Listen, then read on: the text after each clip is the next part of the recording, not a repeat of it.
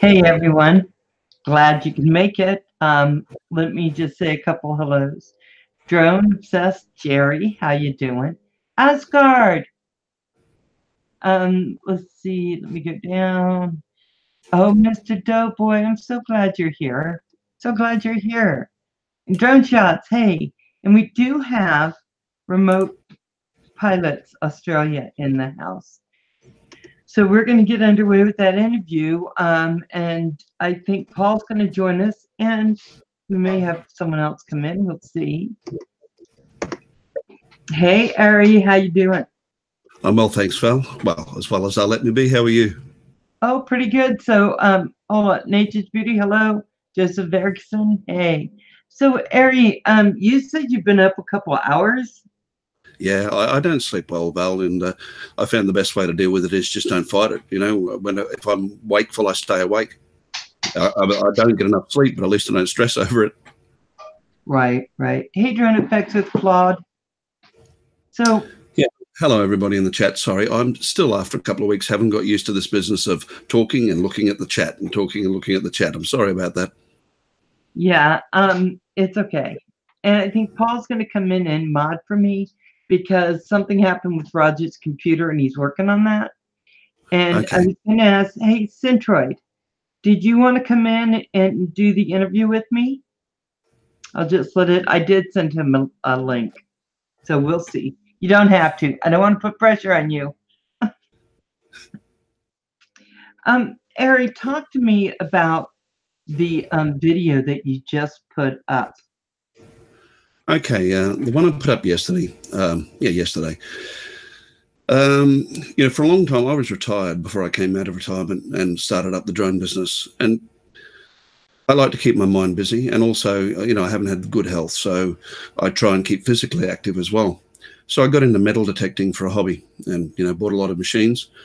And I joined the local metal detecting club. It's an online-based thing. And they invited me out with them, and they said, we've got this really interesting location, which is not far from where I live. And I was aware of it, but not strongly. And it's the site of what was Camp Cable during the Second World War, which was the biggest training base in the South Pacific. So I spent a lot of time detecting there and found a lot of things. And on one occasion, I went out with the guys, and they dug this big hole, and they found a Mark II American grenade in there. And, of course, the usual modus operandi is to just cover it back up and run. But there's often a lot of servicemen used to have grenades in their own personal effects. Don't ask me why. You do that in the middle of a world war. And, you know, so often under the munitions, there'd be a lot of coins or other things that people were hunting for. And on this particular day, you know, they all started to scuttle off. And I just said, hang on. You stay with me and the rest of you move off 100 meters. And I took the Bouchon off and just deactivated the grenade. And they looked at me as if I'd just grown horns and said, how did you do that? And I said, well, you know, that's my background, or one of them. I'm trained in that. So I made a rod for my own back. You know, I would be getting calls at all times. I still get them occasionally. You know, we found X. Could you come and deal with it? And depending on what it is, I will. So when I came into YouTube here, you know, I hadn't any content and people were asking me for some. So I went hunting back through my own old flight videos and also my own photos. And I thought, I can do something on Camp Cable. So I put it together. I mean, it was beautiful. It was beautiful. And the music you did with it was just perfect. Absolutely. Thanks for that. I wasn't too happy with the intro. It went a bit long, I thought, you know, 4 minutes. But as I asked my son, always ask your kids when it comes to anything to do with online. They know. And he said, yeah, Dad, you know, it's a bit long, but it's not like you're padding. It's all relevant information. And that's what it was. I wanted to get it out there so people knew what they were looking at. Yeah, let me say hi again to two people that just came in for Drone Effects with Claude. Claude, yay. And then we have Shane Specialized Paranormal and Phantom Hodges Drone. Hey, guys. So how much time did you spend doing your metal detecting? Look, on and off for about 4 years. I've still got all the equipment, and I'll probably go back into it. I did stop. I had to do a few big surgeries, and after each one was about a 3 or 4 month recovery time. And then I got, you know, focused on, well, the family bought me a drone. I came into droning by the back door. I didn't intend to do that. I've been flying remote control aircraft for 30 years. And my family thought they'd give me a surprise last year for keeping on breathing. And hello, Paul. They bought me a Phantom 4. Good day. Evening. It's 8:10 in the morning. They thought, they'd buy me the Phantom 4. They didn't understand the difference. To them, it flew. It had a controller. Bonus, it's got a camera, And they brought it home. That pushed me on to studying for my remote pilot's license, which is pretty much equivalent to a US Part 107. They ask a few more things of us, practical flight demonstration. Perhaps the questions are a little more in depth, but from what I see, the system is moving that way in the US and Canada and UK now anyway. I think we're all going to end up on the same playing field soon. Yeah, probably. I mean, yeah.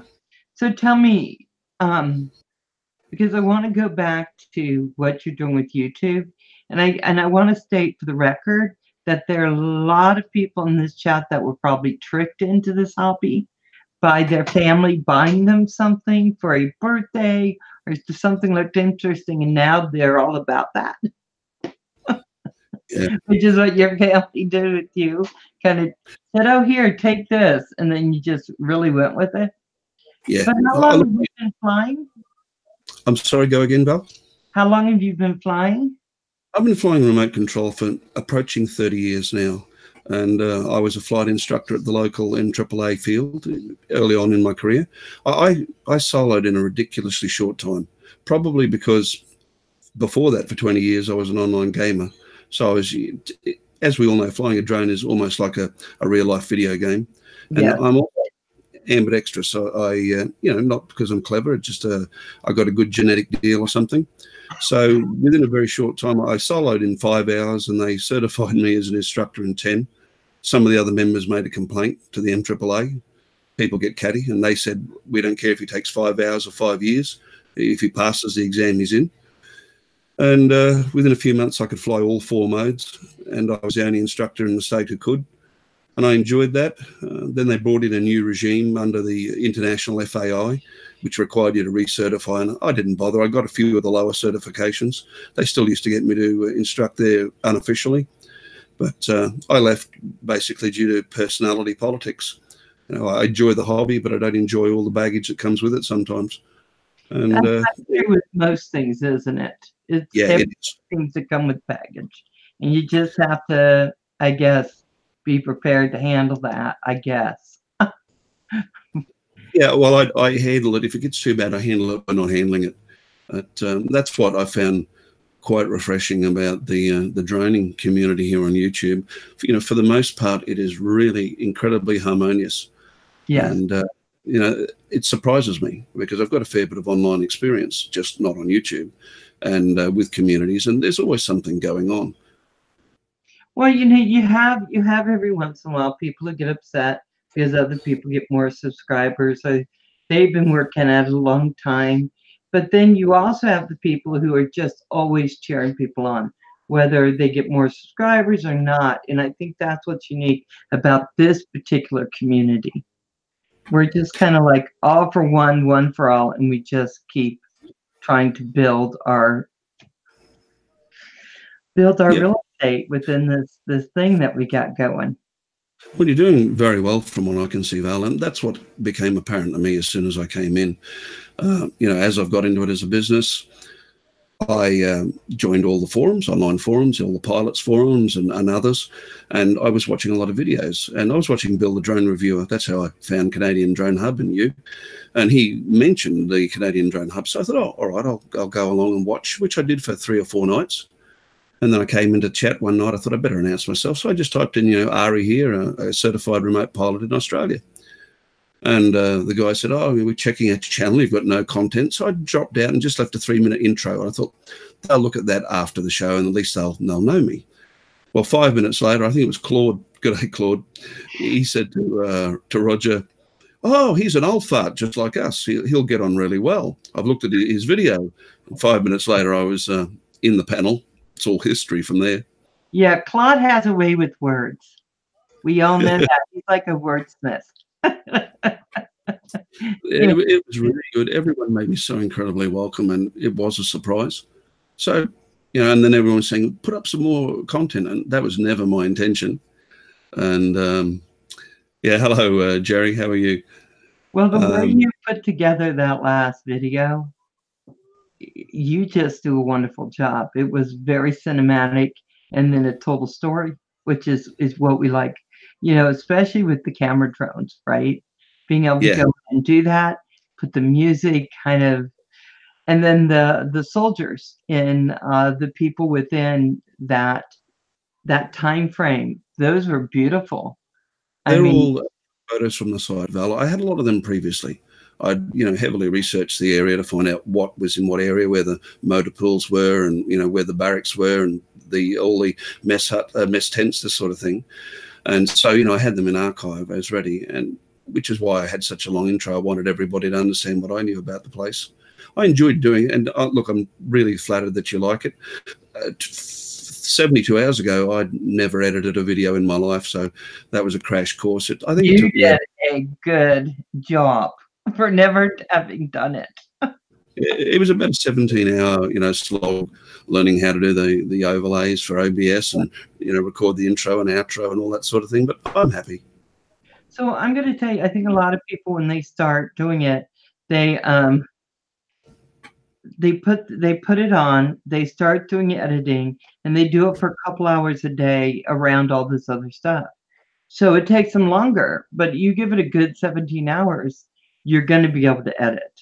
I think, because it just is. So what program did you use for your editing? Well, that's the other thing, Val. A lot of people, I think, are put off by what they think is the requirements to effectively do the video. Now, I've got all the Adobe suite, all of them, Premiere Pro and this sort of thing. And I downloaded another one, DaVinci Resolve, at the recommendation of somebody. I've never used them. And I opened them up on the desktop and went, oh my God, where do I start? In the end, I did the whole thing with free open source software. There was not a piece of pay software in there. I used OBS for the overlays for the video and for the capture. I'm using it now. And I'm using Voicemeeter, which is the equalization software. It does have a little bit of a spaz out occasionally, which you noticed. And if it does, please let me know and I'll just kill it. And then for the video editing, I used just the standard Windows 10 Movie Maker, I think it's called. And I use that. That's all of its built-in fade in and fade out, all the effects. Totally free. And look, it's not nowhere near as comprehensive as the big suites, but I go for the less is more approach. I like it to be smooth and easy, and that's how I'm going to format all of my videos. Val, there's a lot of people out there doing product reviews and all sorts of things, and they do it way better than I can do. But I can take them for a fly. That's my speciality. I'm a pilot, and I can tell a story. So I'm going to go through my old footage and put together some. And I've sent away some emails in the last week to SEQ Water and so forth, asking for access to some of our local dams and so forth. And as Philly said, it's a National Geographic special, not a video. I don't know if I'd go that far, but yeah, I'm sort of going to take us around the beauty spots in Queensland, and that'll be my shtick, as they say. Okay, so real quick, Nameless Jonah. Hey, how are you doing? I'm so happy to see you. Ari, can you put your channel in the chat? Yep, I'll have to bring it up myself. I should have been prepared, shouldn't I? You're fine. So, were you born in Australia? Hey, Metrodome. No, I wasn't. I was born in Southeast Asia, in what's now Malaysia. It was Malaya then. That causes me a lot of grief. My birth certificate references a country that no longer exists. I come from a service family. I'm Generation 7, although I was never in the regular military. But all the previous 6 generations were. And Dad served from the end of the Vietnam conflict, end of Korea and through to Vietnam. And Mum went over to as close as she could get for a civilian. We lived off base, which was a no-no in Malaya. And we stayed there, and Dad was involved in the aftermath of the Battle of Long Tan, which is well known here. I don't know if it's known in the US. A platoon of our men, 32 men, held off about 1,500 plus Vietnamese for an evening. Oh, And after that, he was medevaced home in a pretty bad way. And so I came back to Australia fairly young then. well, so I think a lot of our families have veterans all the way back. I know my family certainly did for this country, and yours did for Australia. Yes. So they were going back too. I think it's something that there was a lot of people wanting to serve, and then of course the Vietnam stuff happened and some other things occurred. Link in the channel now for anybody who wants it. Got it. Okay. Yeah, very good. Thank you. And so now you went to join the service, did you not? I tried to volunteer 7 times from the age of 17. Sorry, 5 times, I should say, from the age of 17 through to the last time I tried, I think was 34. I was a year short of the maximum age for the regular military. I failed it every time. I've had hypertension since I was a kid. It doesn't cause me any problems, but it was enough to beat me. So I went into civilian special project security. You know, think Blackwater. I think that's the American contractor. Yeah. And because I had a lot of other, you know, I've got 4 trade qualifications. You know, I went into security originally as a technician, but I've done a lot of things in my hobby life. I was nationally ranked as a pistol and long arm shooter, and lots of other things, radio ham and so forth. And one day I was up at the security office, and the head of special projects said to me, "Come on down to the pistol range." It was a Friday afternoon, and have a shoot. They must have thought they were having the resident geek in. I cleaned them up, you know, and the next Friday I did the same. They said, "How do you do that?" I said, "Oh, didn't I mention I was nationally ranked?" And a couple of weeks later, he said to me, "Would you like a bit of extra work in the hands-on security section?" I said, "Yeah, more money." And then a few weeks later, I was recruited to work, you know, and got to be careful what I say here, but it went from there. So I haven't served in the regular military, and I don't claim to. I hate these people, you know, with false valor, I think it is. But I've done my bit. I'm satisfied now. It always used to make me feel that I'd let the family lineage down. We've all served Her Majesty since the Crimean War. So, you know, I've heard bullets whiz by. I've been shot. So, you know, I've had my turn. You know, I think it's some people buy uniforms and put them on and say, "Hey, I was a vet," and they aren't. But anybody, I always look at it this way, anybody who went over to those countries while we've been in conflict and been there, they're doing something. You know, it's dangerous. Regardless, it's to further whatever we're doing. I don't know. That's how I see it. And you did try to go in, Ari. You did 5 times. Yeah, look, I tried. I did try, that's for sure. But look, you know, I've gotten older now. I'm 54. It's been 20 years since the last time I tried to get in. I don't always see it exactly as I did then. You know, I believe in being a patriot, in serving your country and the people of your country. But as Thomas Jefferson knew, you know, one of the US founding fathers, serving the government is not always serving the interests of your own country. And I think sometimes it's not until you get older in life that you realize that. Right. And yeah, we love our guys who do those things, but yeah, sometimes the government is kind of weird. But that's enough for political. I believe that all the actors out there sometimes are not good. And my son said to me, he's 15 now, or 6 feet, one of him, and he said to me, you know, "Papa, if I want to, hello, Brad." He said, "If I want to join up, how will you be about it?" And I said, "Well, son, you know," or I think his exact words were, "If I joined up and there was a war, how would you take it?" And I said, "Well, son, you know, if it was something, you know, I don't believe in backing away from battles we have to take." I said, "If it's something that's really in the interests of freedom and our country, then you'll have my absolute support, 110%. I'll be frightened, but your mother and I will support you. If, on the other hand, it's a war over oil or, you know, some politically based motive, I might stamp on your kneecaps. Right. You'll take care of it for him. Yeah, that's it. Okay. Hey, So, okay, Todd, I will, but I want to go somewhere else first. Okay. So I want to say hello to some people above and beyond global. How you doing? Glad to see you. Happy Lux is in the house. Nameless Droner. Yeah, we didn't win that. No, we did not win that, Nameless. I think you just, yeah. I don't know who would think that we did. We fought a good fight, but we did not win that. Let's see. Drone Obsessed, Remote Pilot, Nameless Droner, Happy Lux. Thought I saw some other people, but the chat went too fast for me. Sari, tell me about, so we're not going to talk about your security stuff and the other stuff. Hey, Carpenter Rick, because, and Drone Junkie, sorry, I'm so ADD today.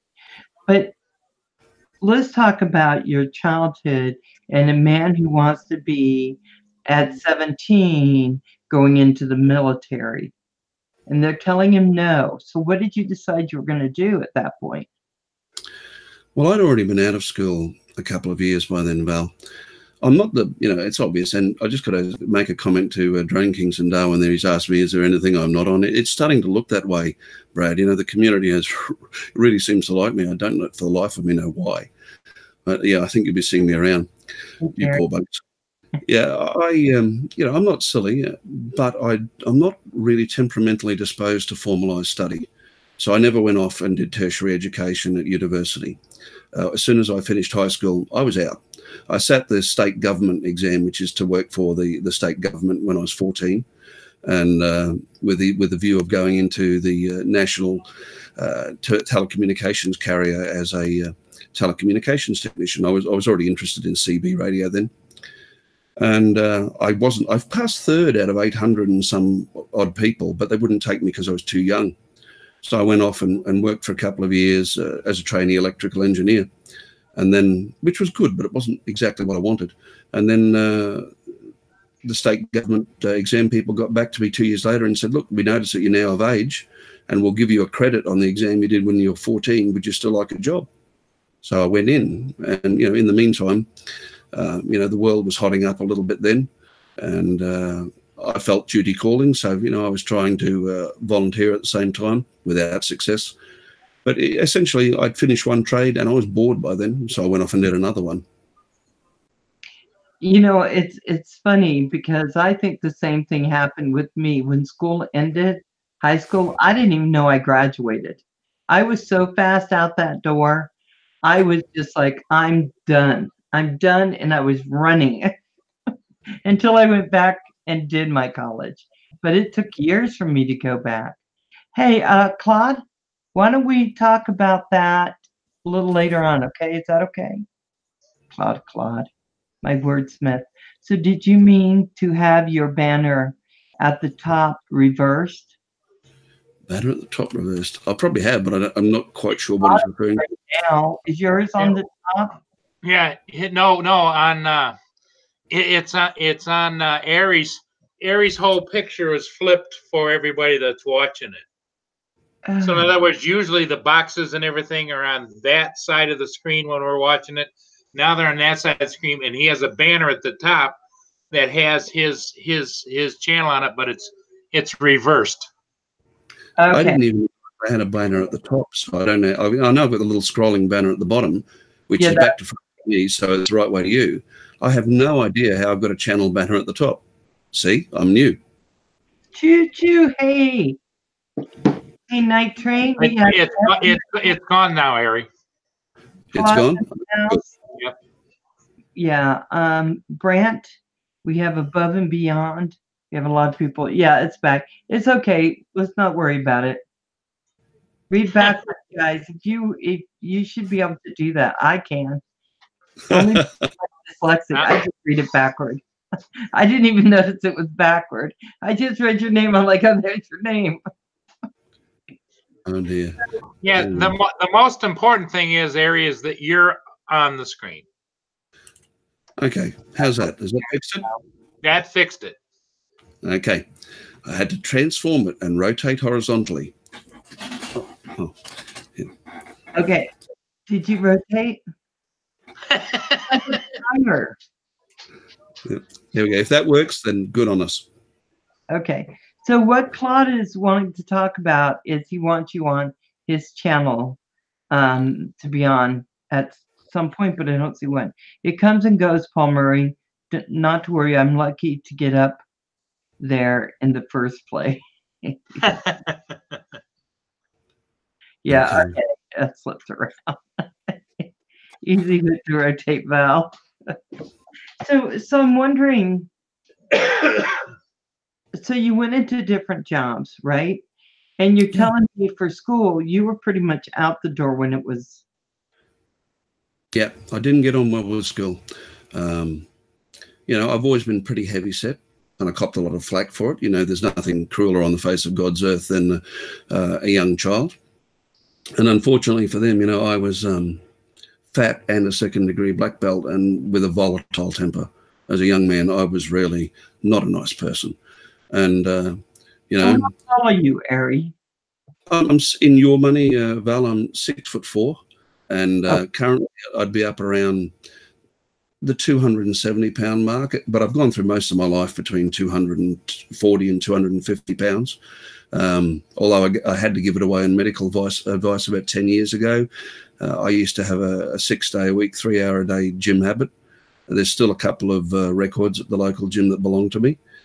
And, you know, so I've always been a big guy, and kids are not kind.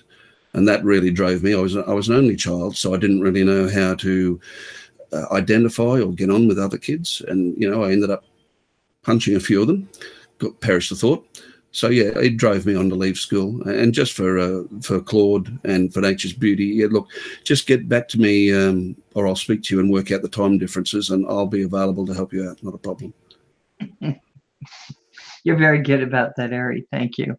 So for me, thinking 6'4", my dad's 6'4", and he was a heavy man, and he's thin now. You know, it's just how that worked out. He was eating lots of salads for a very long time. Peggy took very good care of him and said, "You're going to last a long time, so we're going to get you on those salads." But I never saw my dad as being big. It's not how I ever saw it.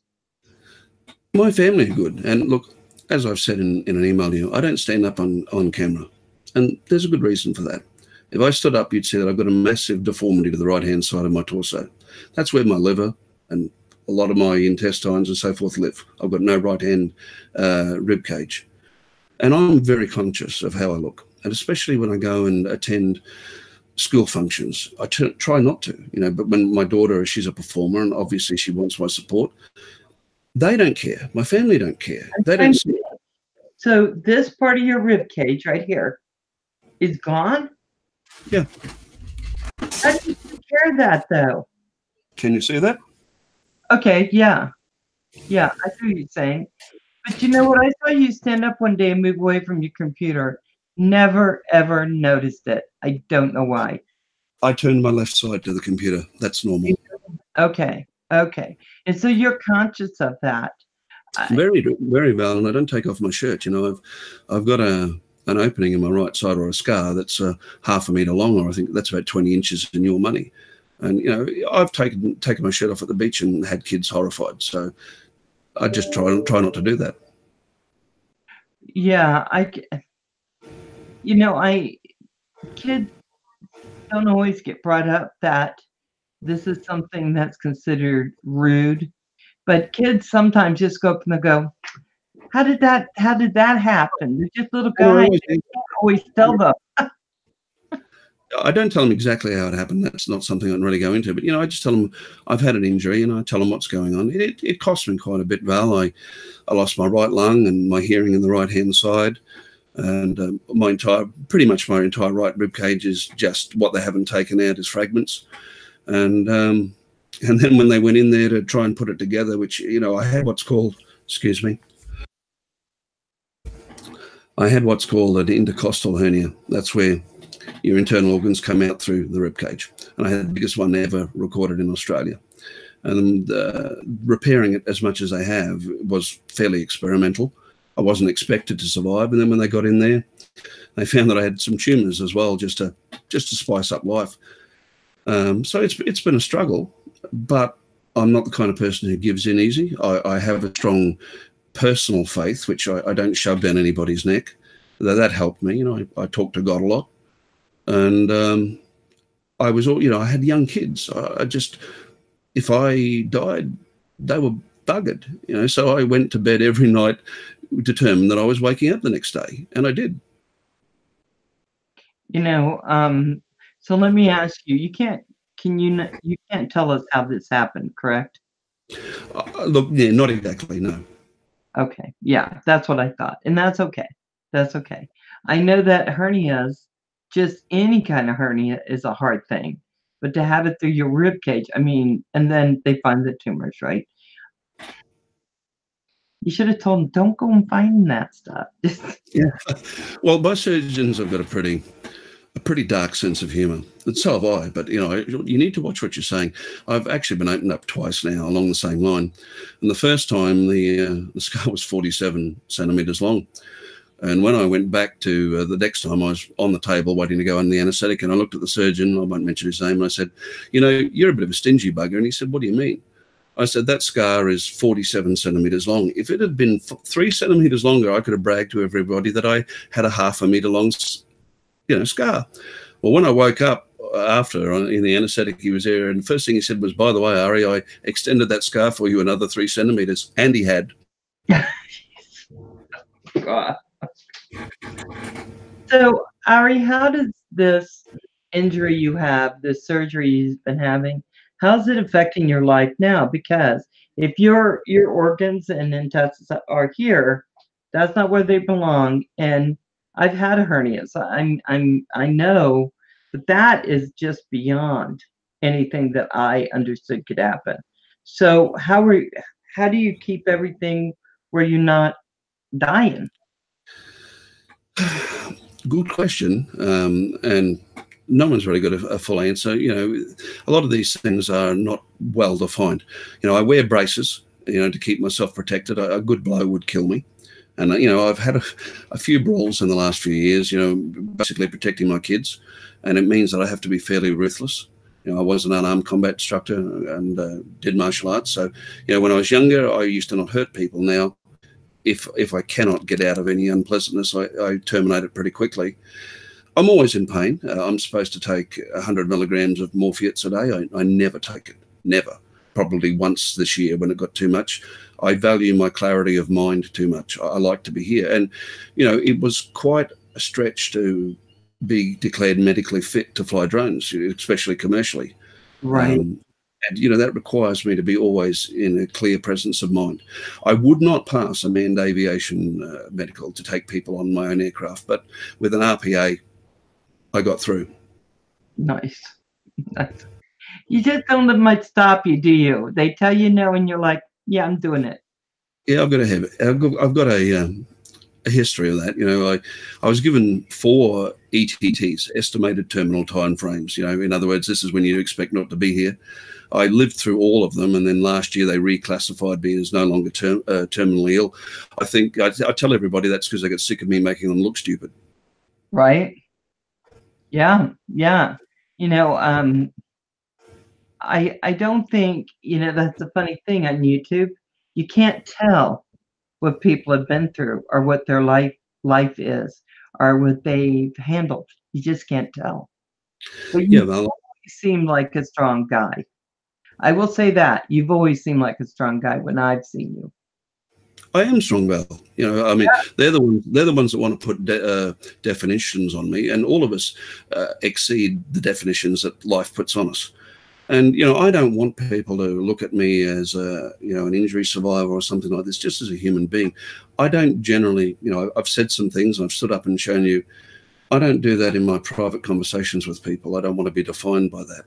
It's only because of this forum here. I've looked at your channel and seen the interviews that you have, and it's how the community gets to know people. So, if I say it once here, then everybody knows. Yeah, I think so. And I get that you don't want to be defined by that, because we don't like being defined by things that shouldn't be our definitions, right? You have this, that's true, but that's not who you are. No. You know, Claude's making a comment here that, you know, the mind can produce its own pain relief, and you think that I'm an expert. That's true, Claude. Early on, I had to concentrate all the time. You know, it was like remembering to breathe. But after a while, it's amazing what the human beings can become. Hello, Roger. Can become used to. You can become used to almost anything. I don't even think about it anymore. It just happens automatically. Where did Paul go? Soon I came. He got there. He got Hey, the hi, everybody. here. Hi, everybody in the chat. Sorry I'm late. It made problems with the bloody internet. So Oh, you should have stayed, darling. I'm sorry, but I'm gonna bring him in anyway in a little bit. I don't know why he. Okay. so Oh, he has something, I'm sure, because we have some other stuff going on tonight, don't we? On another, okay. so it makes sense. Okay. Let's Paul. say hi, everybody in the chat. I'm sorry to interrupt you. Okay. Okay. Hey guys, I'm not going to be on tomorrow morning. you aren't? No, I'm not going to be on tomorrow morning in case everybody's in the chat knows right away there. So I'm sorry about that, but I won't be here tomorrow morning. Okay. You can't do that, Roger. Yeah. You're public property. It's a joke, but it's certainly true, isn't it? So we can sleep in and not feel guilty, Roger? Yeah. No, I won't feel guilty. I won't be here. You Yeah, I love my Jones. I know, my friend. Yeah, I know. I'll bookmark your page right away, and I will check out your videos. I got about 75 pages bookmarked there since this morning, also. So yeah. just That's hoping what happened. we got on the internet. So Aries, so I understand you not wanting to be defined by it and you not getting up. But the one thing I want you to never feel bad about is if you need to stand up and go do something. I know you're self-conscious, but here's the thing.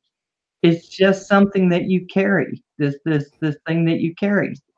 Sure, but you know, it's a full-time job just dealing with it. And then on top of it, you deal with other people's comments and perceptions. You know, when I used to go out metal detecting, the site that you see in my video is nothing like what it was then. It was heavily forested, and often, you know, I'd get a link to a YouTube, a Google Maps location saying, Ari, you know, we found some of that munitions that you saw there, you know, could you move it? And it would be a 10-kilometer hike off-road. They're probably only 3 or 4 kilometers from the road, but I'd have to make my way by a circuitous route to it.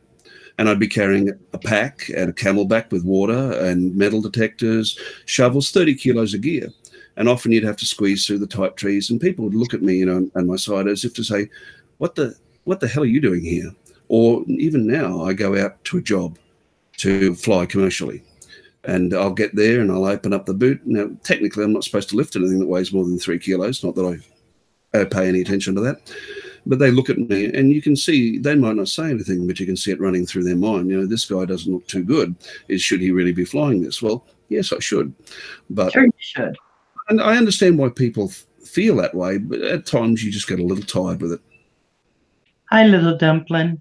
I remember when my kids were young and they wanted to go, and I was heavier than I am now, and I put inline skates on. And as I'm skating, people would stop and look at me. Okay, first of all, I was not good at the sport. But second of all, then everyone would go, yeah, thumbs up to me. And I'm just like, just leave me alone. I'm out here. Yeah, but I think you're like me, Val. You do what you have to do for your kids. You do. And, you know, I had a bunch of bruises and falls and everything else. And I think that's one thing I started to learn. You know, you said you were a big guy. I wasn't a big gal until I was in my 20s, 30s, you know, and had a child and all that. But I will say this, it's something to go running when I used to be like, what was it? I started running at 250, 255, and I was preparing for a marathon. And you would have thought I'd lose a lot of weight. But I have people that would stop me and say, "Are you sure you're going to do this? You don't need to do this. This isn't good for you. You're going to hurt yourself. Stop what you're doing."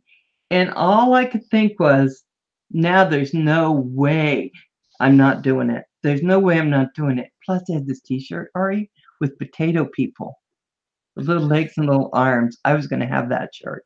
That shirt was Yeah.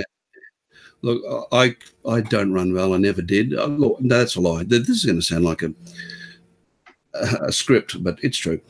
I played rugby league, real football without all the pads and the helmet, as a kid till I broke my neck. Yeah.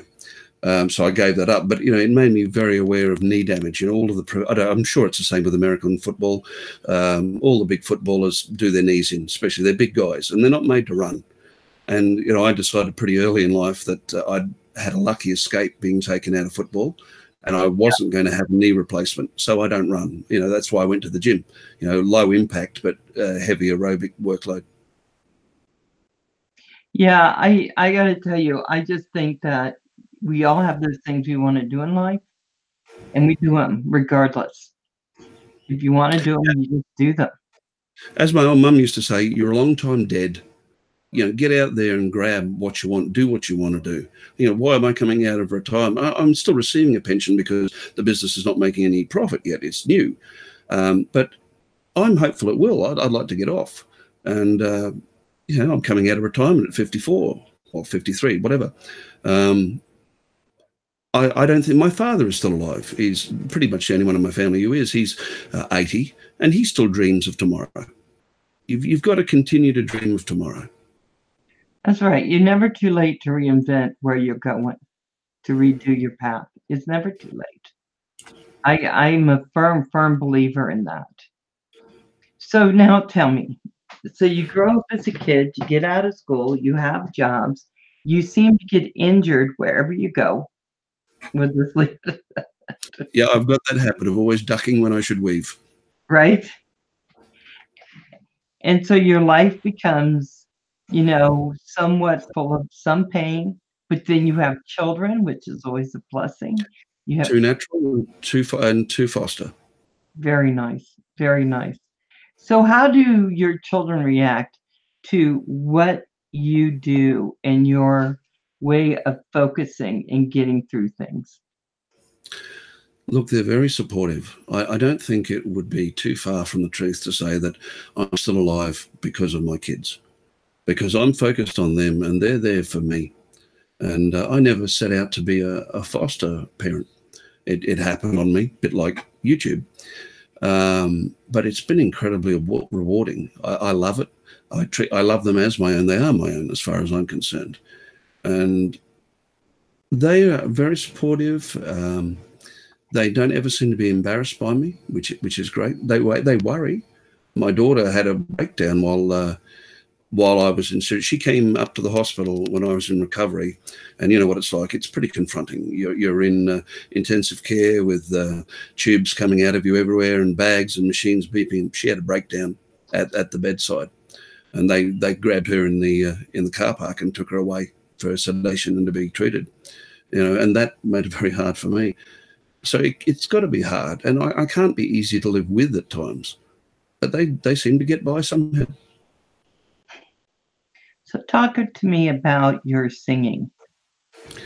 Oh, well, that falls under the category of hobbies, really.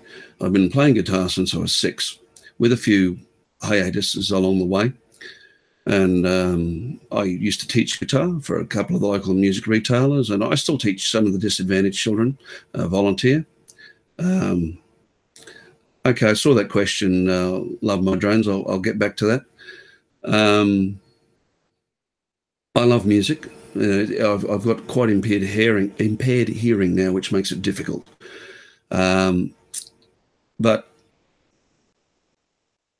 I play, and when it's where I go when I need a relief from everything. My daughter's now a performer, and I support her. I can no longer. I had friends. I was never big into being a performer. I used to perform. I don't like it much because I want to play what I want to play. I don't want to play what the crowd wants to hear, and my tastes aren't mainstream. I have friends who are professional musicians, and they've dragged me up on stage with them, and I've worked the circuit for a while. But it's not something I aspire to do. I just do music for music. I still play. I've had my hand was smashed late last year. I was restraining again. I work with the disadvantaged kids. I was restraining a self-harming teenager, and they reached over and shattered my fingers. And I was told I wouldn't play again. It's only 6 months ago now. I've had 3 surgeries and reconstructions, and I'm playing again. Not as well as I was, but I will. You played on Roger's channel, and you said that because of what's happening with your voice, right, that you are with your lung, that you didn't have the power to sing the way you were used to and the way you liked singing, but you sounded really good. I went and did a couple of years of speech pathology. I can sing backing, and occasionally, I can sing for a short time with only one lung. Although my lungs, apparently I have almost the same lung capacity with one lung as people have with 2. But you'll notice when I'm speaking, I pause at odd times, because that's what they teach you to do, rather than continue to try and speak and go away and become increasingly hoarse and fade out. Stop and take the breath, and that affects your singing. When you're singing, I have to have breaks in places that most vocalists wouldn't. So, I'll sing for friends and for my kids and for my family, but, I won't do it again professionally. So that part of your life is for now. I'm going to say for now, because Ari, who knows what you're going to do at any point in time. You've already proved that you do a lot of stuff, and it's not always what the normal person does. I don't mean to say you're abnormal. No, look, I don't think I'm not. I'm totally normal yet. Yeah. You do so much crazy great things that I found that with a lot of drone flyers. They're really creative. They step out of their comfort zone doing great things. And Ari, you're very similar with that. Yeah, look, I think that I was about a bit. Sorry, go ahead. You kind of been broken a little bit. You've had a lot of accidents. Oh yeah, that's a fair comment. But look, in the end, all we've got to do is keep getting up. I think that flying RPA, I'm a bit antsy with the word drone. It's got a negative connotation. People think of it, instantly think of rocket launching, killing machines. And technically it's not correct. They're not drones. They don't control themselves. There's a pilot somewhere. The official designation in Australia is remotely piloted aircraft, and that's what I tend to call them. But, RPA it's like amateur radio, which I was involved in. It's an apex hobby for those of it whose hobby. It attracts people who are intelligent, articulate, creative. So it doesn't surprise me to see so many of the community are that way. Good on you, Tim. It's great to see you. And I'll answer that question by, I think it was Love My Drones before I forget. Yeah. He asked, how flying has helped to keep me going. And I think he's had a similar experience. It's been vital. All of my interests have music, metal detecting, flying. They're what you get up for tomorrow. You've got to focus. That's what I do. You focus on the goal. Don't focus on what's happening in your immediate now. Focus on what you want to do tomorrow, then the next day. And flying has been brilliant for that. I enjoyed it. When the family brought home that Phantom 4, it opened up an entire new vista, and that's what I'm exploring now. Right. Where do you see it going? I don't know. What I would like to do is I'd like to work for the next 5 years. Since I've done my remote pilot's license and the aeronautical radio operator certificate, I've also completed a university short course in remote sensing and imaging with relation to mapping. I want to do a couple of more certifications for a bigger type of aircraft. I'd like to expand I've almost got my remote operator certificate, which that entitles me to basically give myself my own exemptions to the standard operating conditions. What I would like to do, all 4 of my kids are within 2 years of finishing school. And like kids, they don't have a clue what they want to do. So I've taught them to fly drones. The plan is to get them out of school, get them certified, and have them come and work with me. let's face it, the drone industry is pretty much on the apex now. There's still some opportunities. The low-lying fruit has been picked, but in mapping and orthomosaics inspections, there's still more vacancies than there are.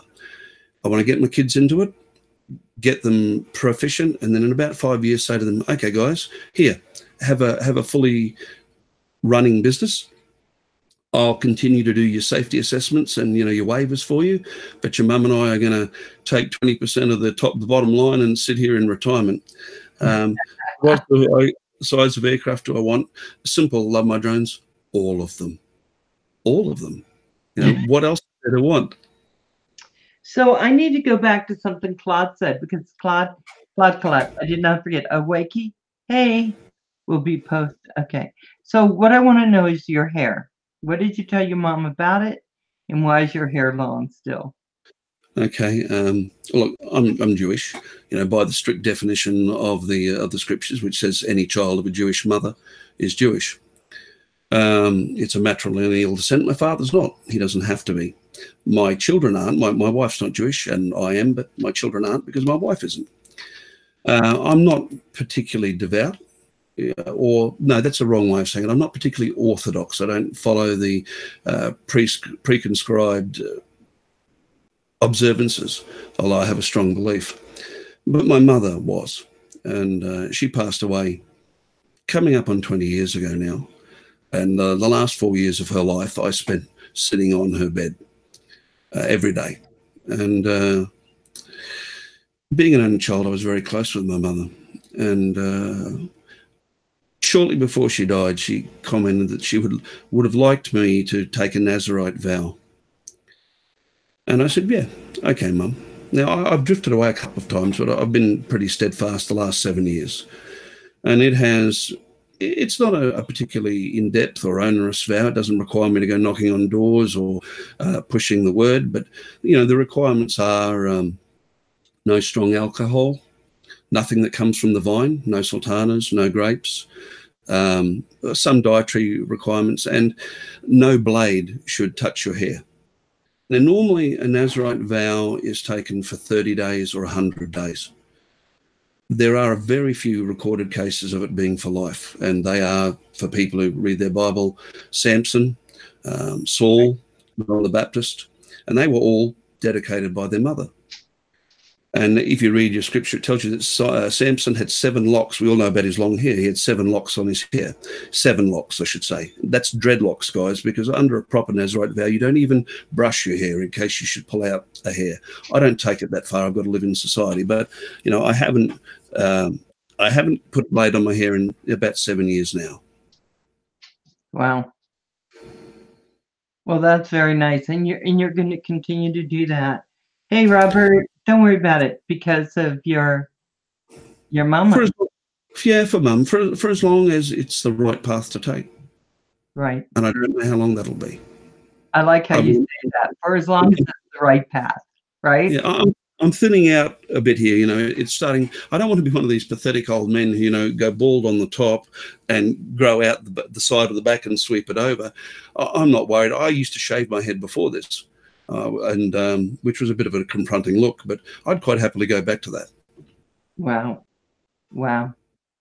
That's crazy. That's crazy good though, right? Yeah, I think so. My daughter gets annoyed because I've got very fine hair, so it plaits up quite short, relatively speaking. When I undo my hair, it's almost to the waist, longer than hers, and it annoys the living bejesus out of her. Yeah. What does your wife want? Whatever makes me happy. She's my rock. We rack up 35 years in November. Her support and love has always been utterly unconditional. She's never held me back, and I don't hold her back. 35 years? 35 years. Since I was 19. Terrible indictment for a man of my tender age, isn't it? That is so cool. That is so cool. I'm happy to hear that. So she's been with you through all the trauma, and I'm going to say trauma because getting hurt like you have, that's trauma, right? And she's been steadfast beside you. Is that, would I be fair in saying that? Yeah, incredibly so, Val. She's got a disability herself, but she always puts me as the first priority. I get more emotional. You know, when they told me I was dying, I never shed a tear. You know, I thought, oh yeah, we'll see about that. Don't feel like I'm dying. But when I think about what they've been through, I start to get a little bit emotional. Right. That's kind of the way it holds, right? When we think about our children and our family and the people that we hold dear. Wakey's just said you only get 15 years for murder. I have mentioned that to my wife a number of times. The response is unpleasant. I think Ed, I'm with you. Some people are fortunate and they find the exact right person for them. You know, that's not my experience, but I'm so happy it's your experience. Well, you know, it was just fated to be. I met Lee, you know, when I was younger, and I was still living at home then. You know, like all things, it's got an interesting story behind it. My father couldn't stand her. Absolutely could not stand her. He gave me the ultimatum.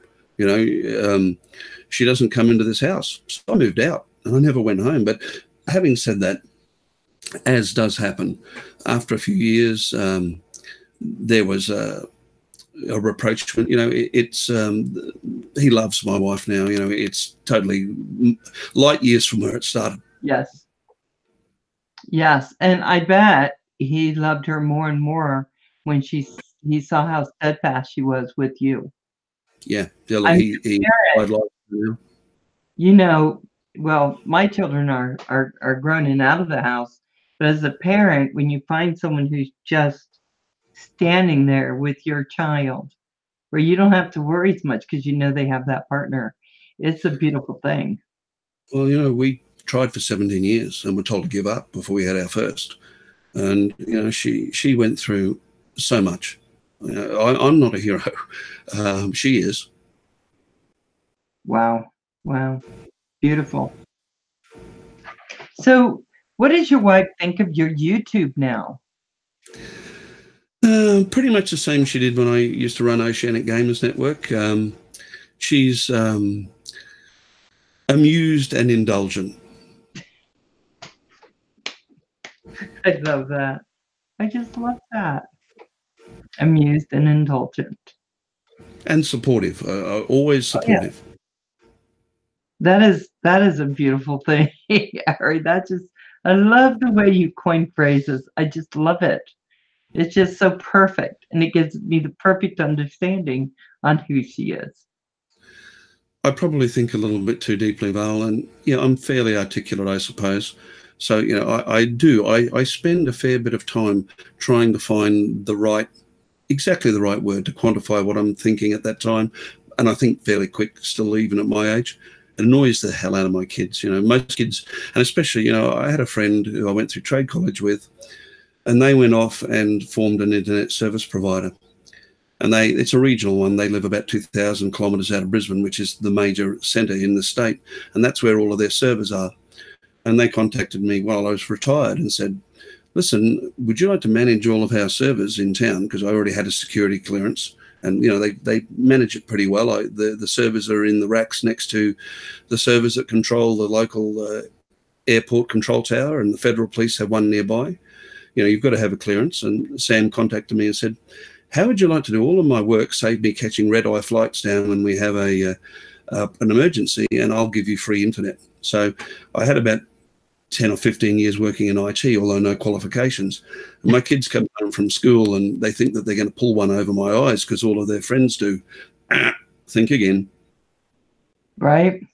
I know that my children were wishing they could, but working in juvenile justice, I learned how to look on the computer to find what kids were looking at, to be able to go in the homes, look on and just know where to go to find. And it always, you know, poor kids, they were trying so hard. Very valid thing, and I'll put that out there for everybody else. I'm not a know-it-all, although some people think they do. It's not important to know everything about any subject. remote piloting, anything else. Right. I don't know all the answers, but I know how to find the answers that I don't have. Oh, explore. Right. Oh, Okay. dear. Mine was That's all. fine when I bought a home, 2000 a week. When I brought home, lost my career, and she took it all after 22 years. Oh my God! And I'm not laughing because it's funny, but financial stuff, that ruins a lot of marriages, guys. That ruins a lot of marriages. It's Right. when times stuff that you know the quality of your relationships, your friends and your relatives that stay with you when you're down and out. They're the ones that are worth having. Yeah, and the ones that don't stick, they aren't. They just aren't. And it's okay too. Not everyone's meant to be in your world, right, Ari? Exactly. So I get sad when people move on, but I just let it happen. You know, people have got to chart their own course in life, just as I have to. Okay, so your mic isn't working yet. Talk a little more. 1, 2, 3. Can you hear me?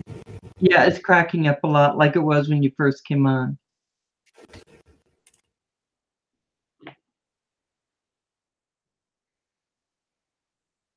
I'm waiting to see if it's. Hopefully we're back to normal now. Yes, back to normal now. Yay! I'm going to have to send some feedback to Voicemeeter and say it works really great when it's working. I'm going to have to do what Andrew from Pusa Studios does. I'll have to put in a hardware mixing desk and do it that way instead of a software. That's mañana, tomorrow. So Asgard says, well said, Ari. That's the key, knowing what you don't know and knowing how to figure out the rest. Yeah, that's right. That's right, mate. I answer a lot of questions. Maybe that's why I don't understand why the community has warmed to me so much. I'm not looking to give horse in the mouth. I'll take it, guys. Maybe it's because I answer a lot of questions, and I make time to always answer questions, and I'll get onto that in a minute, really. But on the same token, I'm not slow to ask somebody who has greater experience than me. You know, a closed mind gathers no wisdom. And the minute that I always think that age is a state of mind, not a number. And generally, to me, I think people are old when they become absolutely set in their opinions, when they no longer have any scope to change their mind or to learn more from others. My grandfather lived to be over 80. He was a brilliant man, qualified in 11 years of engineering, Mensa member. He dragged me into that. And even to the day before he died, he never stopped learning new things. And that's how I would like to be. I model myself on him. He's my idol. And yeah, that's pretty much it. And, you know, with droning, I love to teach. I've never been, other than guitar, I've never been a formal teacher. But I love to impart what I've found to other people, not for any sense of self-aggrandizement, but because I love seeing people enjoy and fall into these things. And when I'm out on a job, I go out on a commercial job, I always take a Spark, even if I don't need it for the job. Because I'm sure everyone here has had this commercial pilots or recreational. You'll be out there. I wear a big fluorescent high-vis vest that says CASA Certified Remote Pilot, aviation reference number 1056450. Yes, that's really it. So you can check up on me. I'm really registered. And on the bottom, please stay 30 meters clear. And you'll be flying and you'll hear a voice behind you. And I always say, look, just stand behind my left shoulder. You can look over until I land, and then I'll talk to you. And I land, and then I'll answer their questions if the time's available. And generally speaking, I'll say, look, would you like a try? And they always go, oh, no, I couldn't fly. Or do you think I could? And I just go over to the car and I break out a Spark and I've got 5 or 6 batteries on me. I'll do a quick tutorial and let them put it up. I've never had anyone damage an aircraft. Let's face it, the DJI stuff with all of its redundancies, I drum into them. If you get in trouble, take your hands off the sticks. And as long as they remember that, there's no problems. And they always go away with a totally different take on the hobby. We get such a bad time in the press. They never let the truth get in the way of a good story. So I consider that every one of us is an ambassador for droning. Right. And I do. And I've had several of them. I've had 2 couples over their 70s after they, met me in a local area. they went out and bought Sparks to take with them, on their grey nomad holidays in their caravans to take photos. And, I gave them each 6 or 7 hours of instruction. And I love it. I love teaching the kids, and sometimes it's the retired kids that are most fun. Right. I think that's true. Aging as we get older, it's very easy to close your mind to all kinds of things, to believe because your wisdom, and I work with a lot of teens and elderly too. And when I do my support groups, it's amazing to find how many kids feel like the adults have just shut them down. They're just they can't listen anymore. They just shut them down. I learn a lot from kids. Go ahead, Val. I was saying I do too. Every day, if I work with kids, I learn. With our young adults, really, I learn something. And sometimes I just look at them and go, and how did that work for you? Because I'm not thinking that was a good idea. Yeah, Jerry, he said, teaching kids of all ages to fly is life. I agree. Right. I pride myself, Val, on keeping up with the current generation. I'm pretty woke. I know all of the current idioms and slang, and I tend to converse to kids in their own language. And I think that's part of getting them to pay attention to you. You'd know this, working with kids. You've got to be able to relate to them on their own level. Now, I'm actually quite old-fashioned for somebody even of my own age. My father, as you know, he was in a very bad way for a lot of years when he came back from Vietnam. I was essentially raised by my grandfather, and he was born in 1908. So, I've got that old world aspect about my views, and that's all right for me, but it doesn't stop me embracing what the current generation are going through, or the best parts of it. I'd like to cherry pick the best from each era, and I employ that in my life, and I love being able to relate to the kids, and I think it's why they listen to me, is because I'm talking to them in language that they understand. Right. And I gotta say, I work in an area with some very rough people sometimes. Let's just say that, because I don't want to stigmatize the group I work with. But sometimes I just don't get the slang. I'll be like, I'll tell them, I hear you. Now can you translate? And then we start laughing about it. But, for kids that are, 15, 16, 17, 18, 19, and then I come in 60. I'm going to be 60. They're lovely. They're actually lovely. They are. I think people of our age have this preconceived stereotype about kids like they have of us. And, if I've learned anything in life, it's that very few people actually fit the mold. Yeah. Hey, Inner Palace Mine, I did see you come in. Right, folks, I have to go. Early start tomorrow. Hey, Tim Robinson, thank you so much for coming in. We so appreciate it. There were a lot of choices tonight, right? Yeah. Let's see. I try to help them see the need to talk slang with friends, but converse intelligently when they need to convey serious information. Yeah. That's pretty much what I do. You're a youngster. Oh my goodness. Yeah, I would. Okay, so I'm going to say something, Ari. I wouldn't go back to being young, though. Aging is a little scary for me, only because things aren't working like they used to, and I'm like, why can't I do this? Why is this seeming hard for me now when it wasn't hard before? That's the scary part to me. I don't like limits, so I'm trying to figure out how I get rid of them. I see it as a challenge, Val. Whenever something becomes difficult the way I used to do it, I find a new way to do it. You can't get over, there's only one thing sure in life, and that is none of us are going to get out of it alive. You can't hide from aging, so you've got to embrace it, which I do. And, I find ways, with my injuries and so forth, every time I love it when they say to me, you won't or you can't. Like I've had all of these. You won't live past this age. You won't play guitar. You won't walk on a broken surface without a stick. And I always go, yeah, well, that's your opinion. I'll see what I can do, and I'll continue to do that for as long as I live. I don't accept that just because I'm aging, I can't do what I used to do. I might have to find a new way to do it, but that's fine. True.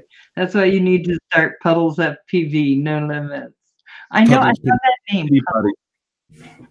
I named my dog. I took Ranger away and just started calling him Puddles, but he won't respond to it. So I started calling my grandson's dog Puddles, and he wouldn't respond to it. So I'm just trying to get that name to stick somewhere because I love that Puddles. Isn't that cute? Yeah, I've seen him. He's been down here. I think it was on one of the Got Talent programs or something like that. He's been in Australia. He's very amusing. I love him. I love, quite a few. You were talking to Art, the other day, and I was sitting in the chat, and when I'm just going to drift here. I should have asked Art if he'd ever spent any television time, because I know that the first time I saw him on camera, I thought, I know that face. Right. I don't know, but I've seen him before. And when he mentioned that he was a comedian, some of the people that he had associated with, and I was immediately switched straight on. I love some of the people, and my comedic hero is probably Emo Phillips, if any of you know him. And when he mentioned he knew him, and I was asking, well, actually, I think I asked first, did he know him? And then he mentioned him. I thought, bingo. He really, I don't know if you know, do you know Emo Phillips, Val? I don't. Look him up. I don't know that I do. He's an American comic. I think he was possibly born in Europe. He's got a little bowl haircut that's his shtick, and he speaks in a very lilting, funny voice. You immediately think, hello, this guy's got autistic spectrum disorder, but he's incredibly... Look, I can give you an idea if you like. Okay. Kicking it. Okay. The first time I ever see him, and it's a shame that Art's not here in the channel, he can tell me how well I do this, but the first introduction I ever saw him give went like this. Hello, my name is Emo, which is Scandinavian for, oh darn, he keeps on floating back up to the surface. Yeah, I'm a bit of a mimic, sorry. All right. Could you repeat that, Bob? That's why they call him Emo. Yeah. He's incredibly funny, very dry, soft, appreciating, which fits in with me, and always, comes up with that punchline at the end. Very funny. Oh my gosh. You know him, Claude. Do I do a reasonable imitation? He's going to say, no, you suck. I do. He's very funny. He's saying, right? Yeah, I'm going to say that Art was just fascinating. I had no idea that he had any kind of limitation. He's always just kind of really been out there doing his thing, and I never look at people stuff. I don't think I'm as observant. I had to be with some things, but other things I didn't want to put that on anyone. Because I work with kids with disabilities and the justice system you're going to with mental health things, drugs, alcohol. And if you kind of plaster them with those labels, you've lost before you've even begun. Well, that's my belief. I don't think I am. Art is. I mean, look at him. He's been battling disability since he was born.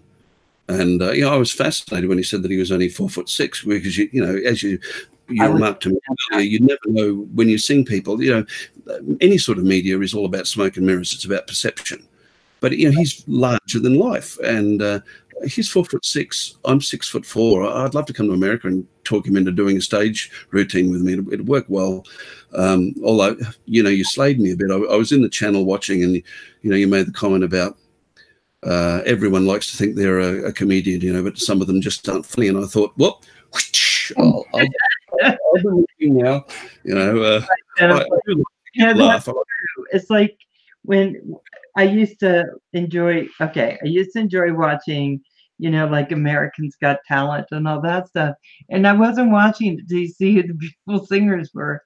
I was watching it for the delusional. The people who get up there and go, I am really, really good, and I am the next American Idol. And they get up and the voices would start going, and I was just like, but they really believe it. They do, because I've worked with kids with that. They really believe, and sometimes things don't work. sometimes they don't. Even, you know, I've fallen flat quite. I try. Most musicians have to be able to pull a laugh because you need something to keep the crowd happy when you're changing a string or pulling up the next track or whatnot. You've got to be able to tell a joke. And but I've had a few fall flat, and it's not funny. I was listening to Art. You know, he was telling that you know, that joke about you know, they have the brownies, and then you know, he remarked that now they have to have boy brownies, you know, which he calls fruit brownies with nuts. Oh, sorry, brownies with nuts. I was thinking, if it's a gay boy brownie, is he a fruit brownie with nuts? You know, which I put in the chat, and a few people had a bit of a roll on the floor over it. So I thought that one went over well, but you know, if it doesn't, well, you've got to be able to deal with it. I'm certainly not a comedian, but I do like to make people laugh. Yeah, I was going to say, above and beyond, they believe our mom told them they were good. I blame mom. You know, that would happen. I'd have kids come in and I'd go, "Why did you do this thing?" And they say it was the other people's fault. Yes, Roger. Yeah, okay. Just a short announcement. I can't do the live stream tomorrow morning, but Centroid Ariel will do it. Mark will be doing it. So tomorrow morning, Centroid Ariel Images will be doing the live stream for me. And I thank you very much, Mark, for taking my place. Much appreciated. Thank you, Mark. I didn't know who was going to add to my insomnia today. I thought I was going to go to bed before midnight. Thank you. See how he does? I'm still sleeping in. I'll catch you. Well, and I have to work tomorrow, don't it? Okay. Wish I could, because I got the guy coming in tomorrow morning for the wiring and my internet and all that. But it's not the optical wiring he's doing. He's finding out where the problem is in the house for my wire for the internet. Very good. Thank you very much, there, Centroid. Okay, I'll let you guys go back to your chat. Yeah, you've got the same problem we have, Roger. You live in a first world country with third world internet. Yeah. Oh yeah, because I was at 8.50 in download and 0.97 upload. Now I'm down to 6.5 download, down to 0.68 upload. So, what kind of connection do you have, Roger? Is it DSL or something like that? It just feels like dial-up, yeah, but it's really bad, really bad. If you're getting it in over your phone line, you know, like DSL or so forth, I get it here. You know, I live in quite an old area, and the copper here is probably 70 years of age. And a few times over the years, I've had a degradation, and they've had to actually change me to another pair from the pillar because the water's gotten in, and you know, your speeds go down, and you become unstable. That's it. Because Kim has been trying to upload a video. It's only 3 minutes long. And today it went 6 hours trying to upload it. It wouldn't even upload. So that one. Sorry, Roger. Yeah. So that's it. I got fed up. I called the Bell Canada company. It kept me 2 hours on the phone, and I rocked their boat a little bit. Okay, guys, I'll let you go, and I'll stay here in the background. So I'll keep on going there, Val. Yeah. Ozfly just said the best in the What were you saying, Ari? I'm sorry. Ozfly with drones, he's in the chat there. He said, you know, come on, we've got the world's best internet, piece of string and 2 tin cans, and that's about how it is. Yeah, you know what? That's I had that problem for a long time, and then I had someone come and sell me internet, and they said it's fiber optics, and I went ahead with it, and then they told me that I wasn't even going to get what Roger has, and they go, well, we're not going to do fiber optics there. So I just pulled everything out. I said, I'm going with something else. So that was ridiculous. It used to, a lot of people in Australia get better speeds off the mobile network, and they go that way. I was thinking about it. But then, of course, after the recent happenings in New Zealand, YouTube and Facebook, you know, don't allow you to live stream with less than 1,000 subscribers.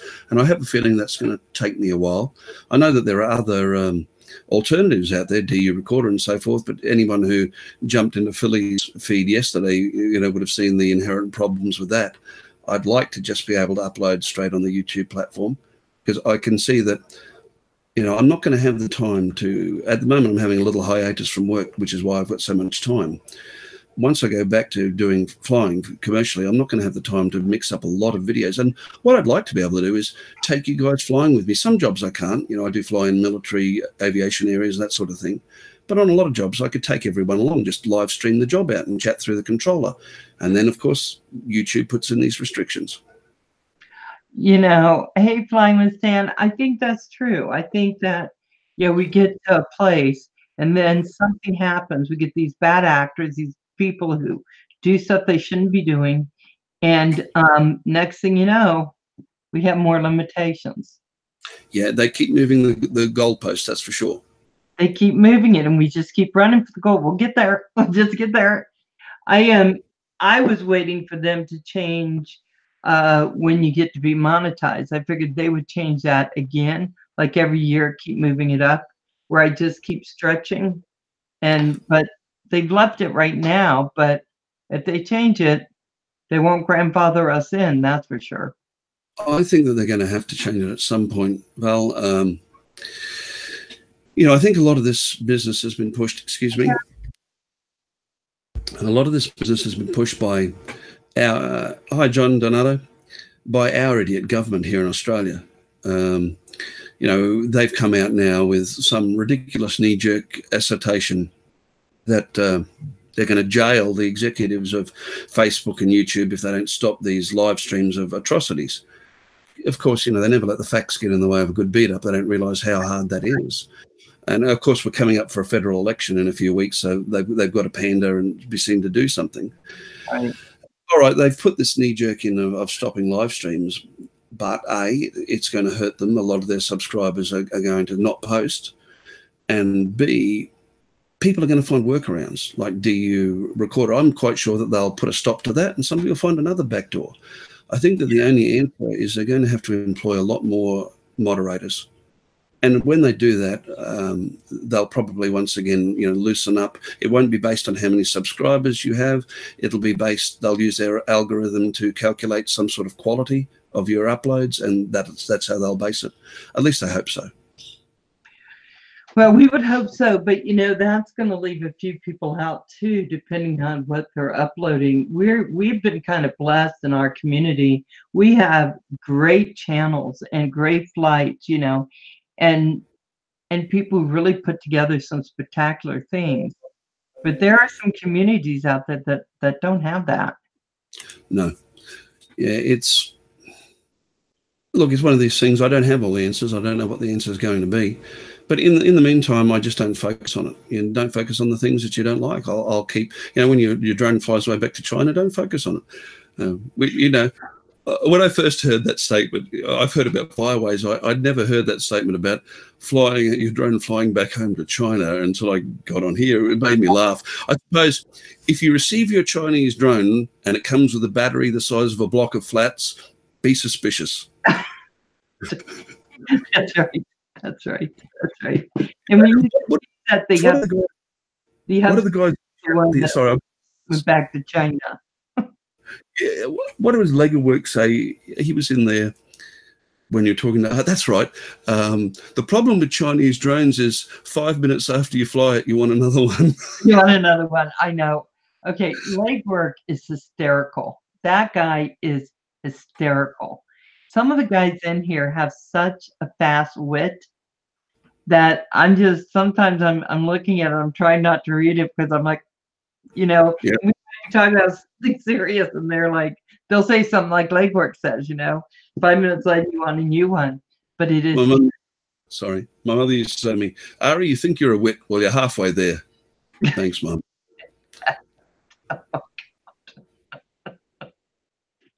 See, I just love it. I love a quick wit. I think it's really nice. Some live stream HD wallpaper for GD's sake. Oh my gosh. Not me. That hyphen in the word God's interesting. Shalom. For God's sake, every time I see that, it reminds me of Philly. That guy utterly slays me. He really does. Video from today. No, I missed it because I was preparing for this, But let me get. It was freaking awesome, right? Yeah. No. Oh my gosh. Someone sent him an Osmo. he didn't know who it was. You know, one of those things. Oh my Yeah, God, yeah. I'm gonna go kill him and take it from him. I mean, his Like that. yes, and he's looking at it, and he's just like, oh my God, oh my God. He drops F-bombs. He's like, oh my God, oh my God. And he was so excited. You couldn't help but start laughing with him and be excited with him. I mean, it was genuine. It was spot on. It was so Philly. And I was so happy for him. I thought, oh my God, look what he's got. And It's wonderful. I was in the stream the first time anybody gave him a donation. Literally, I thought he was going to have a coronary. Now, you know, this persona, I think he's become aware of his persona because we, the drone community, have told him. So he is playing on that now as a strength, but he had that beforehand. It's not fake. It's really him. And it's so engaging. And I really laugh. I know that somebody took him to task for bad language. Somebody, you know, has fairly, and for taking the Lord's name in vain. Now, look, I'm a bit like Lloyd, the grumpy blogger or vlogger. I've got 8 years of theocratic ministry study down. I didn't take orders, but I could have. You know, my faith is strong, but I don't shove it down other people's throat. And, you know, the first thing we're taught is that, you know, it's not our place to judge. So I don't. And it's part of his way, you know. He uses a little colourful language. I'm not given to it myself. I can, but I don't.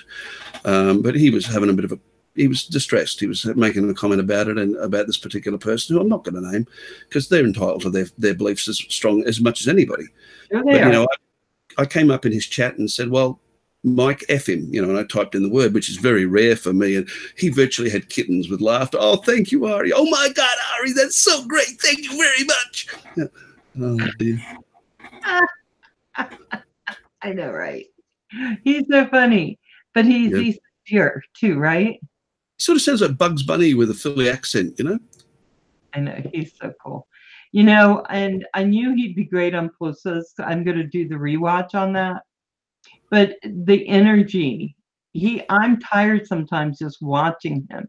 He has so much just electric energy in him that you're really sure something is short circuit. He's just like, ow, when he comes on.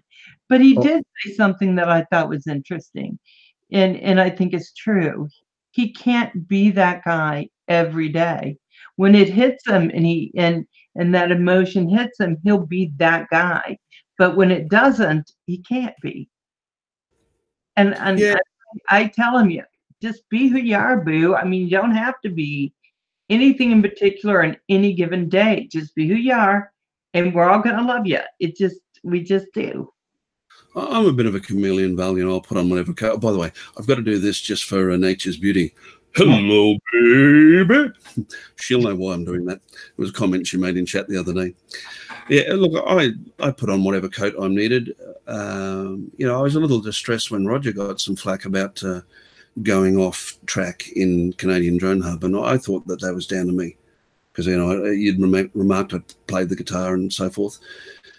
It's very hard to put out a drone-based vlog at least 7 days a week, sometimes more than once a day, Right. 3-4 hours. I've been up for 5 and 6, and keep it 100% on drones. You'd soon run out of your content, repeat yourself, and become stale. And especially for the people in the panel, I don't think the watchers understand that it's taxing to keep your eye on the chat. And so what I do is, or what I've been doing, is I follow the prompts of the other people in the chat and in the panel. And if I think that they want to be entertained, I'll entertain them. If I think they want to laugh, I'll try and give them a laugh. But the other day I went in with, I can't remember who it was, but, you know, I spent over 2 hours solely focused on technicalities and drones. You know, the bottom line is, for the people in chat, if you don't like what's going on in a live stream, ask some questions pointed in the direction that you want.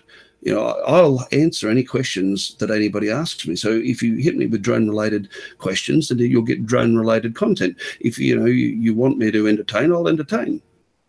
I do think that's something that people don't always understand. I can do 2-hour live streams, but 4-hour, I very rarely have done them. I don't even know how Roger does it, because you have to be able to mold what you're doing. to fit. And you have to continually guide what's going on. And that takes a lot of concentration. Some people think, oh, it's so easy, just sit there and no, it isn't. It isn't always easy. Some people maybe. I don't. I know that I don't give the perception because I make sure I don't. I don't do well in public forums. I'm not comfortable, but you just put it like everything else. I've become quite adept at ignoring that which I don't want to acknowledge, and so I just get on with it. So how are you in parties? Someone says, I'm not a party person. Not a party person. Huh? I'm not a party person at all. I don't handle big crowds well. If I go out and I sit down somewhere, I always sit with my back to the wall. Perhaps that's a throwback to my earlier life. Yeah. I like to keep an eye on everybody, and I get nervous in big crowds. I got to say that I'm a little more of an introvert. I haven't been allowed that luxury, but I am. And if someone says, let's go to a party, that is like the worst thing to happen to me. Well, my record is 6 months without setting foot outside my own house. Wow. I have a diagnosis of avoidant personality disorder. But ideal. We're focused a bit here on illnesses and disorders. Everybody has their story. Every one of us. They do. The one thing about being normal is it's very abnormal to be normal. Everybody deviates from that cookie cutter template, and you just need to keep in mind that other people have their story. I think that is the truth. Yeah, we talk on my channel a little bit about overcoming issues and how you do it, because I think it's really good for everyone to know that we're in this boat together. We're in this boat together. And I don't, people don't want to say, hey, these are my issues. These are what I live with. And that's okay. But I really feel strongly that we're all in this boat and we all have our stuff. Yep. And good day, Phantom Flight 101. Hang on. Herman? Right. Yeah, I've got it. I've got a bit of a problem with names. I have trouble remembering them. I make little notes, but I like to remember people's names. Look, I think I really only address my own situation. I'm doing it here because it's an interview. It's not the normal format. And also, if you do address it, if you put it out there, then people have a better idea as to why you react sometimes the way you do. Yes. And they don't always understand it. In my feeling, I believe in privacy. Unless, of course, you want to be able to share something. And I've always been humbled by the fact that the people who come on my live stream are always just so willing to tell people their story. Because, not everybody is. I think what a lot of people forget, Val, if you make the decision to step out there into the public domain, which we are, YouTube is tomorrow's TV, I think. As the years go by, YouTube's going to replace it increasingly. Maybe not the cable channels, but free to air. I don't consider that I'm a media celebrity, but on the other hand, I've had a couple of things happen to me since I've been on the chat that have shaken up my perceptions. I've been in Canadian Drone Hub a number of times now, and other live streams I've been invited, and I've really enjoyed it. But then last week or so, Bill the Drone Reviewer came into Canadian Drone Hub. Now, I don't think a lot of your US celebrities realise what a big profile they have overseas. We don't have any really big names of our own. And Bill the Drone Reviewer and Ken Heron et al., they've got a big profile. And after I only had a brief conversation with Bill, 3 or 4 back and forths. My personal Facebook lit up like a Christmas tree. People are very funny at times, and all of a sudden you're public property. And at first I was sort of a bit dismissive, but then I realized, I have to take that and own it. I've decided after 30 years online and leaving zero footprint, I've been on the internet since it was the ARPANET, I've left zero footprint. I've decided to deviate from that. I've come out here. I've got to accept that I am in the public domain. And, it's like these celebrities and the royals and so forth, they QQ, as the kids would say, they cry because they have no privacy. That's part of the job description. You've got to accept that you have less. Yeah. And people want the fun part, but not the other part. Yeah, right? they We all want the fun part, but not the hard part. Like Roger, I think he's becoming a superstar. He doesn't always say it. He tries to be humble, right, Roger? Look at him. He's just looking at him like. You'd know this term, Val, because of your work with kids, but Roger's what we call an enabler. And an enabler is somebody who gives other people the tools and the confidence to accomplish something. Roger pulls in everybody, all and sundry from everywhere, and puts them into his Canadian drone hub. And then apart from shout outs to the crowd, he never says a word. You know, he sets everybody else up for success. I try to help out everybody. Yeah, I try to help out everybody. Yeah. And I got to tell you, that's why I always tell Roger I'm sucking down his dust, because when I first went on, I was had more subscribers, but he just whizzed past me. I was like, you know, and Roger was always so good about it. He's just like, yeah, come on, we'll do some stuff, and he was just a great guy. I mean, he really does teach that, and I look at his teaching that there's enough for everybody. Just go do your thing. Do whatever that thing is. Do it the best you can do it. And come on in, and we'll see if we can get people to start watching those things that you do. Right? I think it's a good philosophy. Sonia's comment there that she believes if you tell people your story, it gives them an insight to who you are and the makeup of your personality. I agree, Sonia. You know, I'm pretty much an open book. You can ask me almost anything. I keep other people's secrets. I don't really have too many of my own. I'll answer any question. I don't mind people giving people an insight into who I am. Right, and there's some things that I don't say, and it's just my preference. But I do realize that I let out a lot of information through the interviews. Slowly seeps out. So, you know, not everyone believes that, but yeah, if you listen, I do let out a lot. By the way, my dad is 83. He's going to be 84 this year. Yeah, that's what I love watching my father. I mean, I don't like seeing him get old, and he's actually very frail. But I love watching him go on into later life and still, you know, discovering new things that he likes and enjoys it.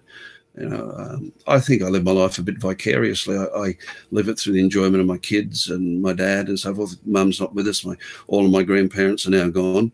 You know, I've got extended family, but the close family are all gone. I'm pretty much it. I'm the patriarch of the family here in Australia now, which is most annoying.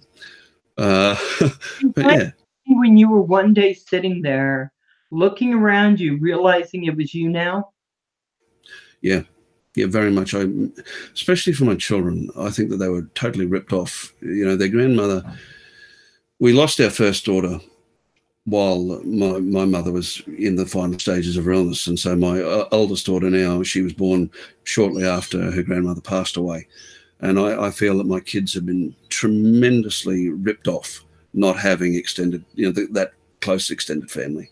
You know, they've had their mum and I, and that's really, you know, my wife's parents are quite a bit older, and her father passed away on Christmas Day. He was 90, and her mother is in stage 5 of Alzheimer's.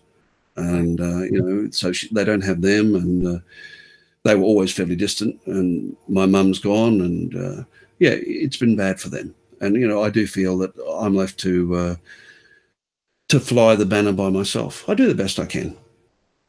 I think you do a great job, Ari. You do. And you have your wife standing beside you, which makes it just that much nicer. I was at a party for my aunt. She died at 90. And all my aunts are gone from my Aunt Clara, and my dad's still here, but everyone else of that generation is gone.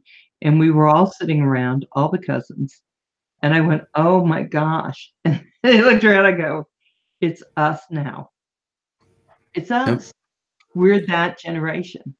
And I saw that family, which is my dad's family. And I flew home to here, which I have no immediate family here except for my children. And I just sat back and I thought, it's me. when did this happen? It was It's overwhelming. I didn't It's realize. overwhelming.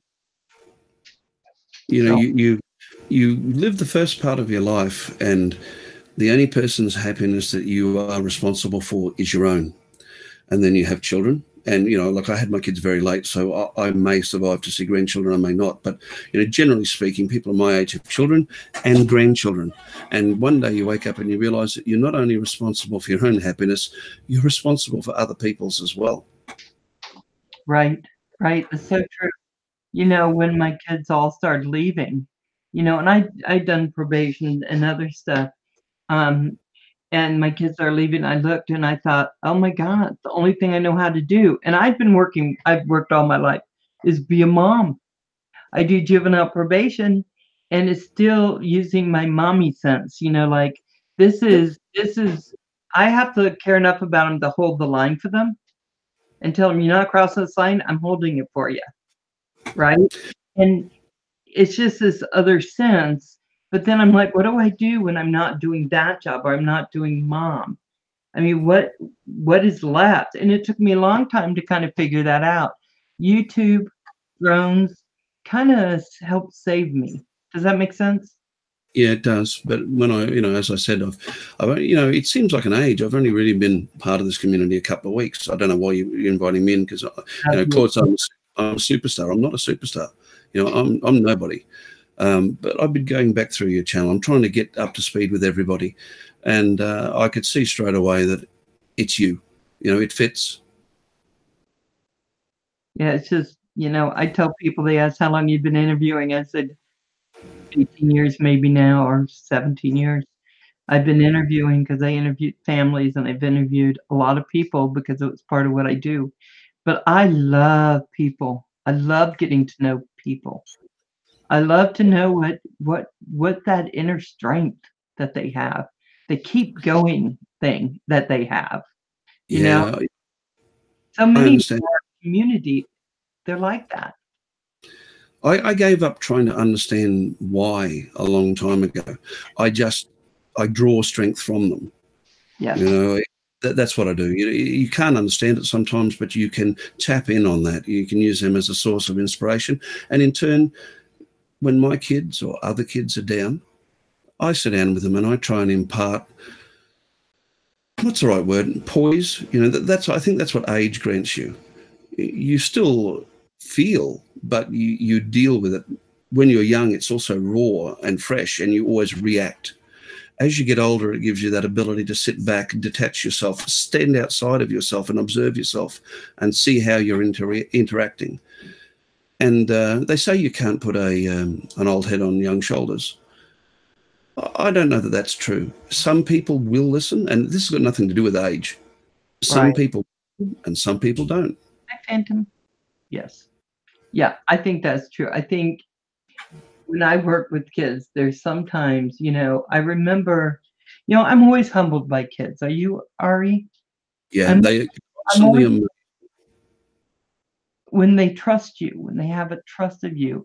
I remember one girl crying and saying, you know, this just isn't working out. She's having so many struggles, and it was huge struggles. She very good chance she could have gone to the big house. There were huge struggles. And I remember just telling her, I don't know what's going on, but I have to tell you, I want you to trust me. And that's so audacious for me to say to you, to trust me, because you don't know me. But I promise I'll hold you gently. And she's a mama now. She has a couple kids. She's doing great. Never had to do some of the stuff. And I am so proud of her, but I was so humbled. I don't think they realized how much they gave me just by being trusting of me taking care of the things that they needed. Does that make sense? I understand that. You know, I really came face to face with that when I took the foster kids in. I never set out to be a foster carer. The way I got my first young lady, she went to school with my daughter. And she didn't live too far from here, and she would come over and stay the night occasionally, as kids do. But I soon noticed that she was making excuses to stay longer and longer. And, you know, I'd say, well, you better check with your parent. She was living with her grandfather, but her dad was there. What I wasn't aware was she had quite a tragic family background. You know, the family were, in problems with substances, and the father was in with criminal groups, and, you know, always in trouble and in and out of prison. And, you know, she'd been removed from her parents' care at a very young age from abuse and placed in the care of her grandfather. And then he had a stroke, and he's still alive, but, you know, he's going up towards 90 now. And she lived in his flat for a couple of months with her father. And she was not eating. I had to feed her. You know, her father was too wrapped up in his own abuse problems. Right. And then he went to prison, and the Housing Commission came and put her out on the street. And my daughter, Mafanwi, she came up and said, Papa, you know, I'm not going to say her name. She's out on the street. And I said, well, look, she virtually lives here anyway. Tell her to come here. You know, and she's been with me now for a number of years. And then I picked up another young lad. I had a young lad for a year, and then he left us. So I managed to get him back to his family last year. And then another young boy came within 3 days. And there's nothing more humbling. Like, your own flesh and blood, pretty much, they have to love you. It's part of the job description. But when these people who are not of your own family, these kids, they look at you the first time and say, I love you. All of a sudden you realise, you know, I'm not going to mention his name. He'll know who I'm talking about. One of the drone community I had a long chat with, when I mentioned they had foster kids, he got very enthusiastic and said, oh, you know, what a wonderful thing I was doing. He was fostered, you know, early on in life. That's what got him through. I don't see that it's that special. You know, I think everybody who's got a touch of empathy would do the same. Well, actually, not everybody, because I've dealt with situations where people wouldn't do it. But every once in a while, you're blessed when you kind of do some of the jobs I've done to find people who are just like that. You just have more love than they have people to go out to. And you can pair them up, and it's a beautiful thing. But our poor children are coming up with some really wild things happening. So just for a second, Night Train Choo-Choo, thank you. Thank you for telling us. I'm so happy. Tell him to get about 5 or 10 more, because that YouTube tax is going to kill him. So tell him to get on it. He is, you know, isn't that great? Oh my God. That's brilliant. That means he doesn't have to muck around with that app now. He can just stream. I knew he was going to get there when he started his broadcast. It was blindingly obvious that he was going to grab the attention of the community. Okay. They've been really good to me, Val. 14 days, and I checked coming in here. I think it was 112 or so. And for a lot of that, I didn't have any content on the channel at all. Right. But I think you speak to a lot of people, right? Yeah, we heard. Oh, that is so cool. Jeff Reviews for You. Thank you very much for coming in. I just watched something of yours. I don't know if I'm in it or not. I'll have to go back and see. It's due to the brilliance and careful management by his manager, Paul, that he's reached 1,000. You know, Paul, all I can say for Paul is he's a great guy. He has this little, you know what, wears, and it touches all the drone community. That's why we love him. Right, Paul? I love Paul. I just love him. It's so great. Yeah, Paul is another one in Roger's vein. He's another enabler. I realise that Roger was probably a bit discomforted by me saying that, and, you know, probably Paul is too. But if you put that much back in, it doesn't hurt occasionally for people to give them the recognition. They don't do it for recognition or for award, but, you know, it's nice to give them a bit of a shout out as well. That's why, you know, I've adopted this business. Every time I post a video, I give somebody a shout out, and I'm going to link their channels down below. You've got to give back. The community's been very good to me, and I'll do what I can for the community. You know, it's not a hard community to give to. It's just not hard, because they are all about support and giving also. I mean, I don't know how Roger, you know, a lot of these people goes out and he just does a good job. Hey, Furball, are you awake now? Have you been in and I missed you? Oh, he's looking for someone to adopt him, Ari. Well, funny thing was Roger said the same thing to me yesterday. Something about needing to get away from Kim. So Paul is in the house. Paul, would you like to make that announcement? Yes, over on Pusa Studios, Michael's at 1,100 subscriptions, which allows him now to continue broadcasting live above Philadelphia. Nice. That's brilliant, Paul. You know, we all saw the difficulty that he was having with the app yesterday. You could tell he was getting frustrated. Yep. But, you know, I never had any doubt that he'd get here. He might have. But once he started with the live streams, yep. You know, I only worry for him, really, because here in Australia, the CASA, you know, they monitor social media. You couldn't. I'd love to do what he's doing, but I couldn't get away with it. They'd hang me out and draw me. Yeah. But I knew as soon as he started doing these broadcasts, he's got such a marketable. It's not the right word, but he's got such a marketable personality. I knew it was going to grab everyone's attention. Yeah. Yep. Sorry, Paul, I can't hear you at all if you're talking. Sorry about that. He's not talking now, Roger. Okay. Hey, Roxy. Yeah, in recovery, Kim, watch Game of Thrones. Why are you in recovery? Was it the Wakey? Was it the kidney stones again? He's had his first Game of Thrones fix for a year or more, I think. Oh my gosh. Roxycam. I know he just got his Roxycam back. I'm happy to see that. Yeah. Funny you should say that, Roger. I mean, he's not here now, but my little furry co-pilot, he's been here and through a few live streams. I'm getting comments on him.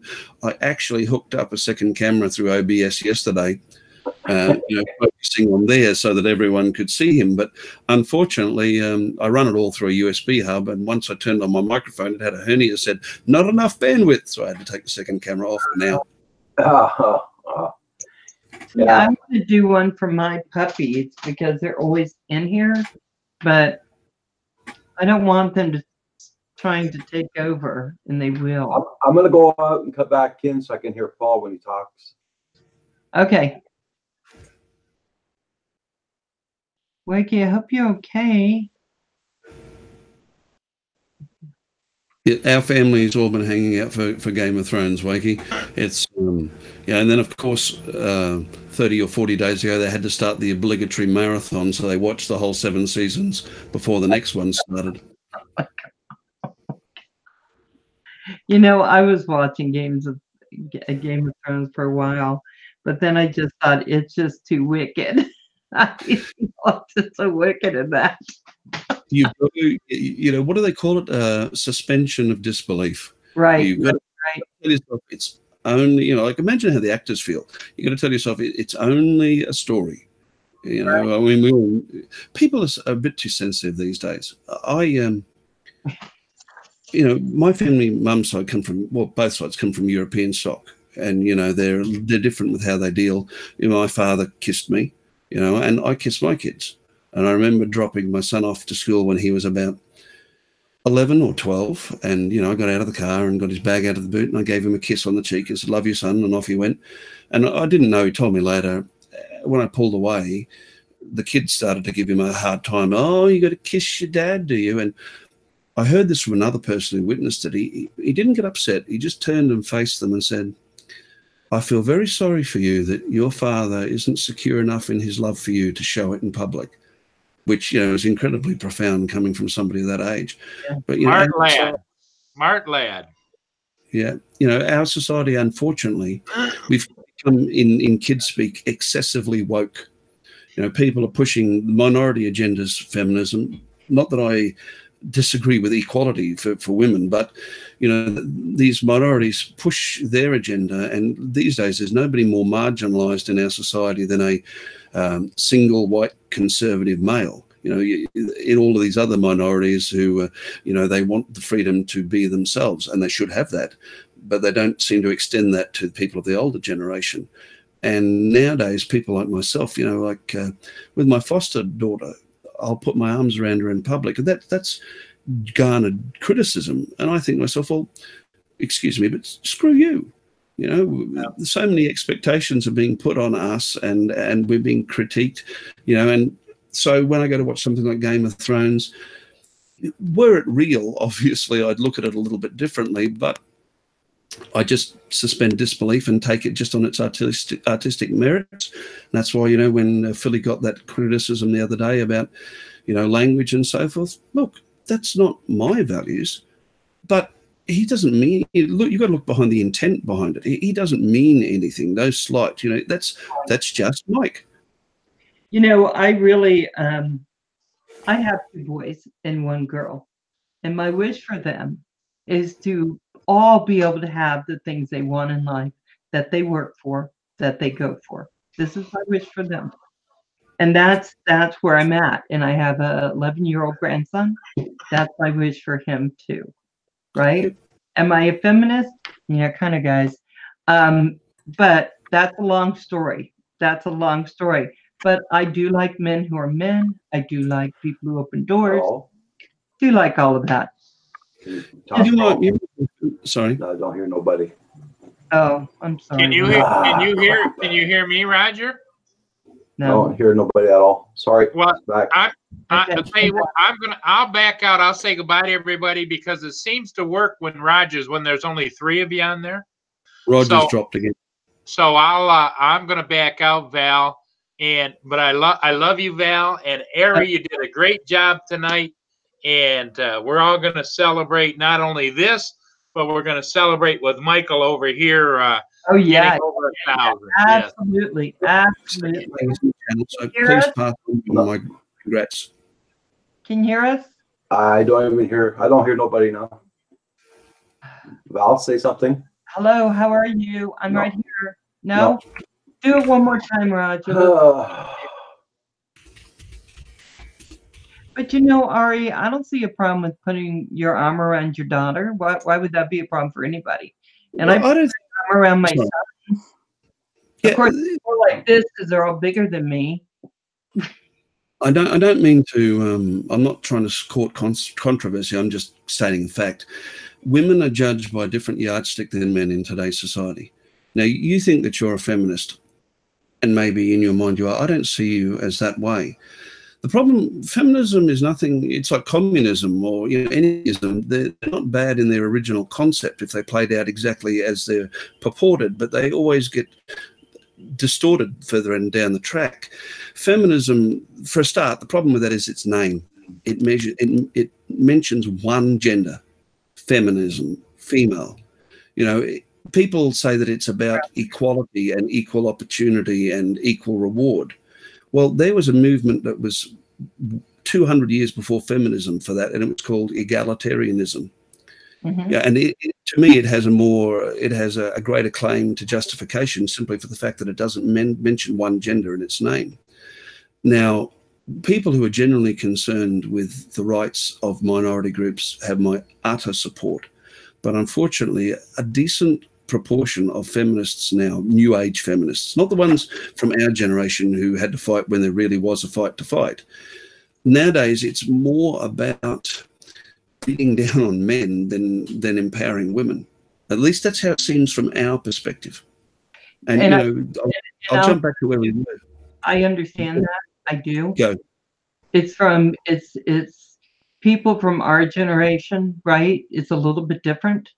But I will tell you, it's very odd, but things are still happening in our world as women, that if a nice guy comes up and he doesn't do those things, he equates that nobody does those things. And so much stuff is happening in our world, and it's still happening, but it's not just by one group, it's by a lot of different groups, right? Being a woman today, I'm not talking about movie stars. They can do their thing. They got money. Let them do their thing. I don't care. I'm talking about our regular, everyday women who are out there, who have things still happening to them. And look, that's true. Kind of that's stuff. True. But there are men out there too that are being, and I don't think men are getting the same support that women are. I don't think that we need to ease up. We certainly don't need to ease up on our support for any minority group. But, it's the mainstream that are becoming marginalised now, and we need to be aware of that. We don't need to, I'm worried that there's going to be a backlash, and we don't need a backlash. All we need to do is just be a little bit more aware that the mainstream of people, the straight, white, male, conservatives and all of those, they have a right to live their life as themselves too. Yes, absolutely. I do believe that. I believe that we're all created equal under whatever that is that you believe. And we're all created equal. And I think that women aren't a minority. I'm going to tell you, I don't believe they are. Half of us are women. Half of us are women. No, I think the minority I'm talking about are those disadvantaged women who live in an abusive relationship or are being held back by employers with a archaic view, the glass ceiling as they call it. Fortunately, they are now a minority, maybe not 40 years ago. That was how it was for all women. But, a good case in point here in Australia, we have a pretty exclusive club in Brisbane called the Tattersalls Club, which is a men's club. There has been an ongoing campaign for the last 20 years for women to have membership, which has finally come to fruition this year. They've given in to the pressure and they've accepted women's membership. Nothing wrong with that. That was the last men's club in the state. There are now no exclusive men's clubs. There are, however, 17 exclusive women's clubs in Brisbane, and no one says anything's wrong there. Double standards much? Is it wrong for men to want to hang out and do blokey things? It's not a matter of excluding women. It's a matter of, a lot of men are insecure around women. Is it wrong to hang out and want to do blokey things with other blokes? Yeah, and I see what you're saying. Here's the argument I've heard about that. Okay, I'll just speak from what I know. The problem is that a lot of times, blokey things, men they do business on the golf course, on the rugby, whatever they're doing business, and it holds the women back from being able to do the same business. So sometimes women should do business at the volleyball court or at the basketball court, or wherever. That's not always where the business is. That's the problem. It just isn't. So that's what I've heard as the argument about that. Now, I think that it'll all work out as we go through what we go through. But I think that if they open the men's club, they need to open the women's club. I do believe that. I think if we talk about equal playing field, that's all. I'm not saying that women shouldn't be. Claude's making a comment there that, his wife is a part owner of a well-known company, but she doesn't make anywhere near as much as her cousin does. That's wrong, and that needs to be addressed. But you don't gain more freedom for yourself by taking away from others. Women are not going to get equality by taking away from men. This is a very unpleasant. Whenever I'm confronted with a militant feminist, I trot this one out because I like to annoy them. I point out to them that women didn't get the vote primarily through the action of women. They got the vote through the activism of their husbands, the Astors and the big names. The husbands of our first suffragettes were big people in society, and they tirelessly worked for the vote for women. If women had had to get it without any help, it would have taken another 50 years. So, we need to remember that not everybody is holding you back. People in those various camps that you might be taking aim at are actually on your side. Well, and I think there are factions of everything that go to the extremes. Yes. Look at the vegan movement. Extreme liberal. We tend to see things on the extreme when everyone's a little more in the middle. But I hate labels as well. But I've seen it here. Liberal, conservative. This. If you wanted to hang a tag on me, you'd probably have to say that I'm fairly conservative. From our generation. I've got the values of probably someone who's about 80. Nice. But I don't think like that. I don't. I just don't like to generalized. That's the best term. Yeah, I think that at this point we're going to see, like I said, I have two sons. I want everything equal for them, as equal as it will be for my daughter. Yep. I want things equal for her. I want to know that she can go out, do the same job, get the same pay. And then how she just chooses to live that world will be up to her. And I want it to be up to her. So I agree. I see all the time. That's probably why I don't see you as being a feminist. But I'm from back in the day when we were trying to go out and get jobs and get paid, right? But I watch my son now. The theme in life is such in society that it's harder for him than it was when I was a kid. It was hard enough when you were young and, going through puberty to go out and ask a girl, does she want to go out for a date, even on the pressures that were on us, in the 1960s. But today, the young people have to deal with so much more. And, I watch him, he struggles. He's slow to put himself out there. He would never dream of asking a girl out until she signals to him that she's interested, because he's frightened of what the backlash will be. Yeah, I do know that. And all I can say to that is men need to continue to be men and women need to continue to be women. And that's my belief. Now, I'm lucky. My kids have people in their world that they care a lot about and that they don't struggle with that.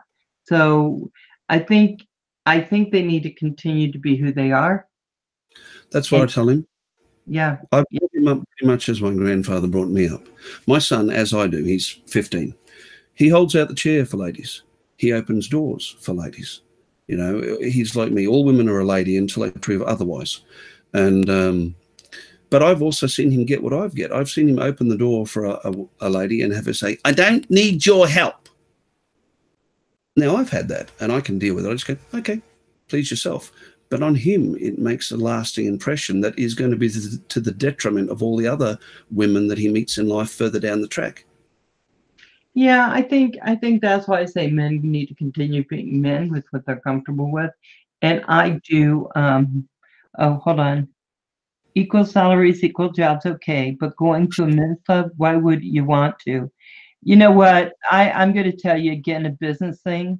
I play golf. If that's what the business was and I was raising a family, I'd be there playing golf. I don't think most women would enjoy it, Val, and I don't think I'd enjoy what goes on in a ladies' club. Now, I'm a member, have been since I was very young, of a couple of lodges, orders, which we won't go into because they're semi-secret societies, and I don't give out any secret signs and symbols on video.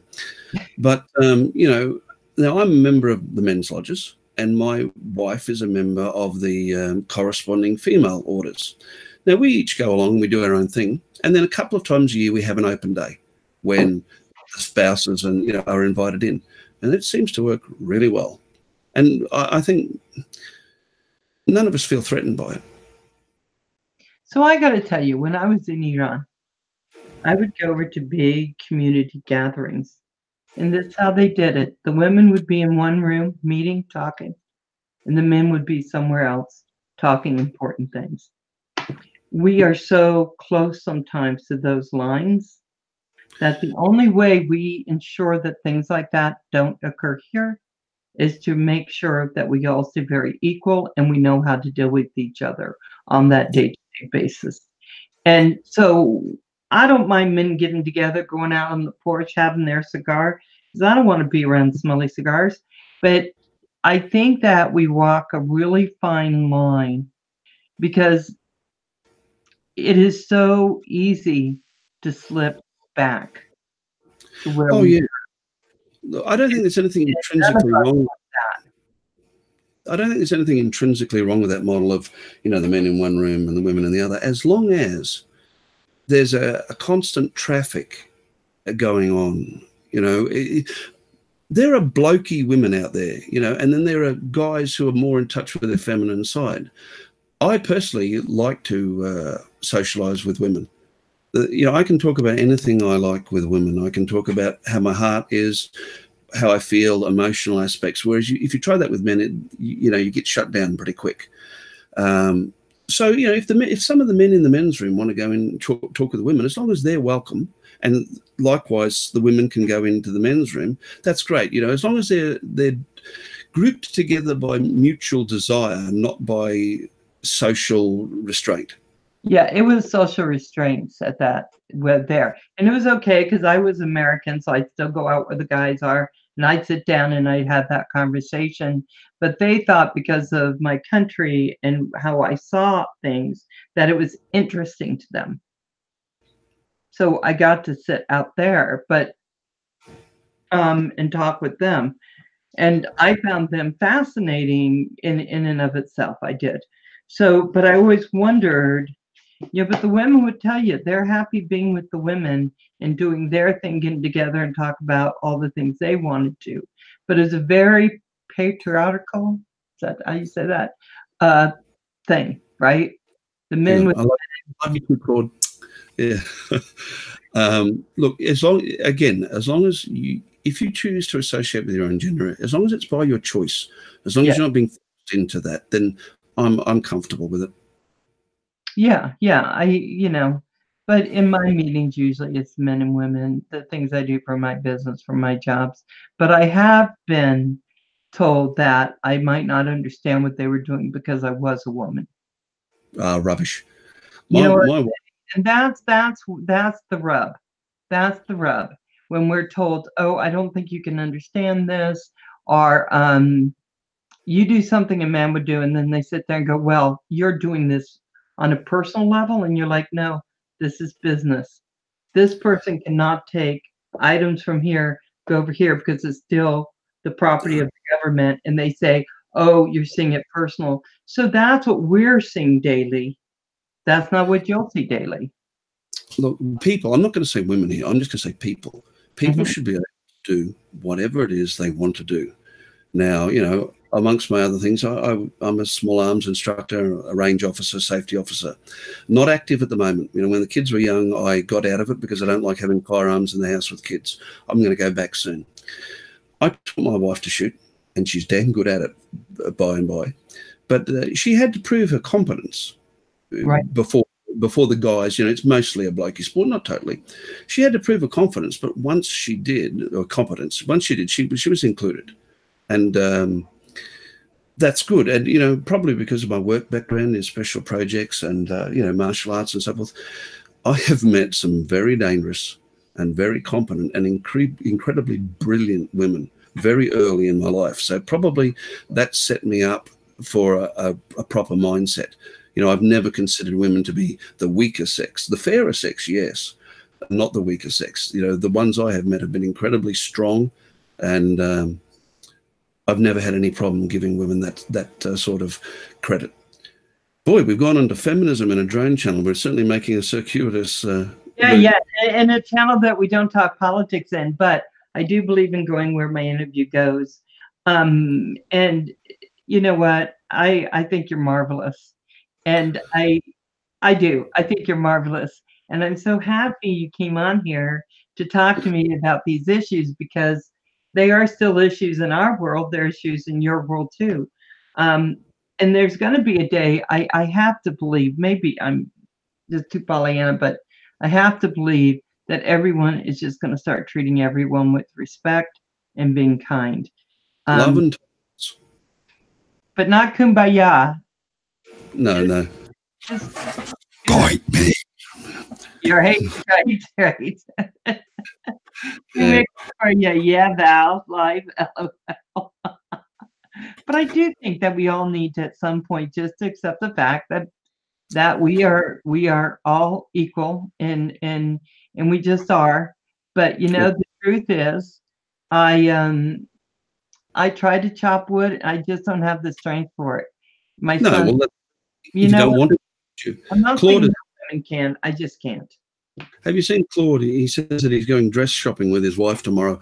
I'm relieved to hear that, Claude, because you look bloody horrible in tights. Thank you. Yeah, or he makes it great. Yeah. Buffering bad, uploading. I should know better with my bandwidth. Oh, good. So, Roger? JDS Quad, you're what we would call a bit of a lad, you know? Yeah. He's a bit of something.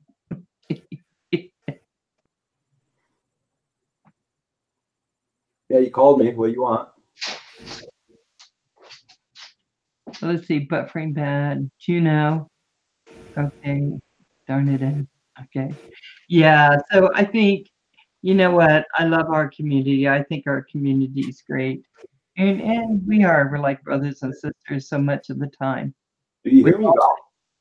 Look, I'll get this in because I know we must be coming towards the end of our time. We've gone over. The community has made me very, very welcome, and it's it's very gratifying, but really surprising. I'm really grateful, and the community's got my back, and I've got everybody's back in the community. I will be putting back, and I think that's how it's become so good. Everybody does their little bit. We're all putting up content. We're all supporting each other in the channels, and as long as we do that, we can't fail to continue. We just got to be a little bit aware of other people's needs, and we'll all be fine. Yeah. Roger, hold on. What were you saying? Do you hear me? Yeah. Yes, mate. Oh, okay. No, I was just wondering. Okay. I didn't think anybody heard me. Okay. So what did It's just you say? so rarely, Roger. We don't You expect it. called my name a while ago, Roger, and I said, "Yeah, what?" You didn't answer me, so. Sorry, Roger. Nice things about you, Roger. Okay, just want to know if everything's working. Okay. So yeah, you're a delight to have. I am going to go ahead and start beginning this shutdown. You were so great to have stayed on here. I so appreciate it, and letting me just go after questions and just ask them, even though I am who I am too, right? It's been my pleasure. Really has been, Val. I've enjoyed it. I didn't think I was, interview material, but come back and ask me again in another year, and I'll tell you, what my impressions are a year down the track into the community. Oh yeah, and I will, because I love doing that. So Ari, don't go anywhere. You stay where you are, and I'm going to say goodbye to everyone. Guys, thank you so much. I know I say this at the end of every show, but you guys actually, there were some great things on tonight, Philly Drone. Some of you are watching both things at the same time. I just really appreciate you coming into the stream and being with us. Ari, the Remote Pilots Australia, he's going to be putting up some really interesting videos from his perspective, living in Australia. It's still we see it as a wild land. We do. And he's fascinating, isn't he? It's just so much fun. Thank you so much, Remote Pilot Australia. Thank you for coming in above and beyond. Ed, I love you. You know it, JDS. Furball Kim, thank you. Oh, hold on. And don't forget, tomorrow morning, it's a Centroid Aerial Views is be doing the live stream tomorrow morning. I will not be on tomorrow morning. Yes. So Centroid, Mark. Still in here? Well, we'll miss you, Roger, but we'll get in there and support Mark and make sure that the community keeps. Sure. Yeah. Oh, Drone Shots. Hi, bye, and be well. Hey, and Asgard, thank you so much. I don't see Centroid anymore in here. He's probably getting ready for tomorrow morning as well. But guys, I might miss saying goodbye to someone. Oh, Paul, adore you. Phantom Flight 101. Woo! Nice seeing you. Above and Beyond. Mothman 46. Love your sense of humor. Okay, guys. I love you. You know Bye, it. everybody. And I'll Don't talk. forget, tomorrow morning, 9 o'clock, it's Centroid Aerial doing my show tomorrow morning. I'm not on tomorrow morning. Okay. Bye, guys. Bye, everybody.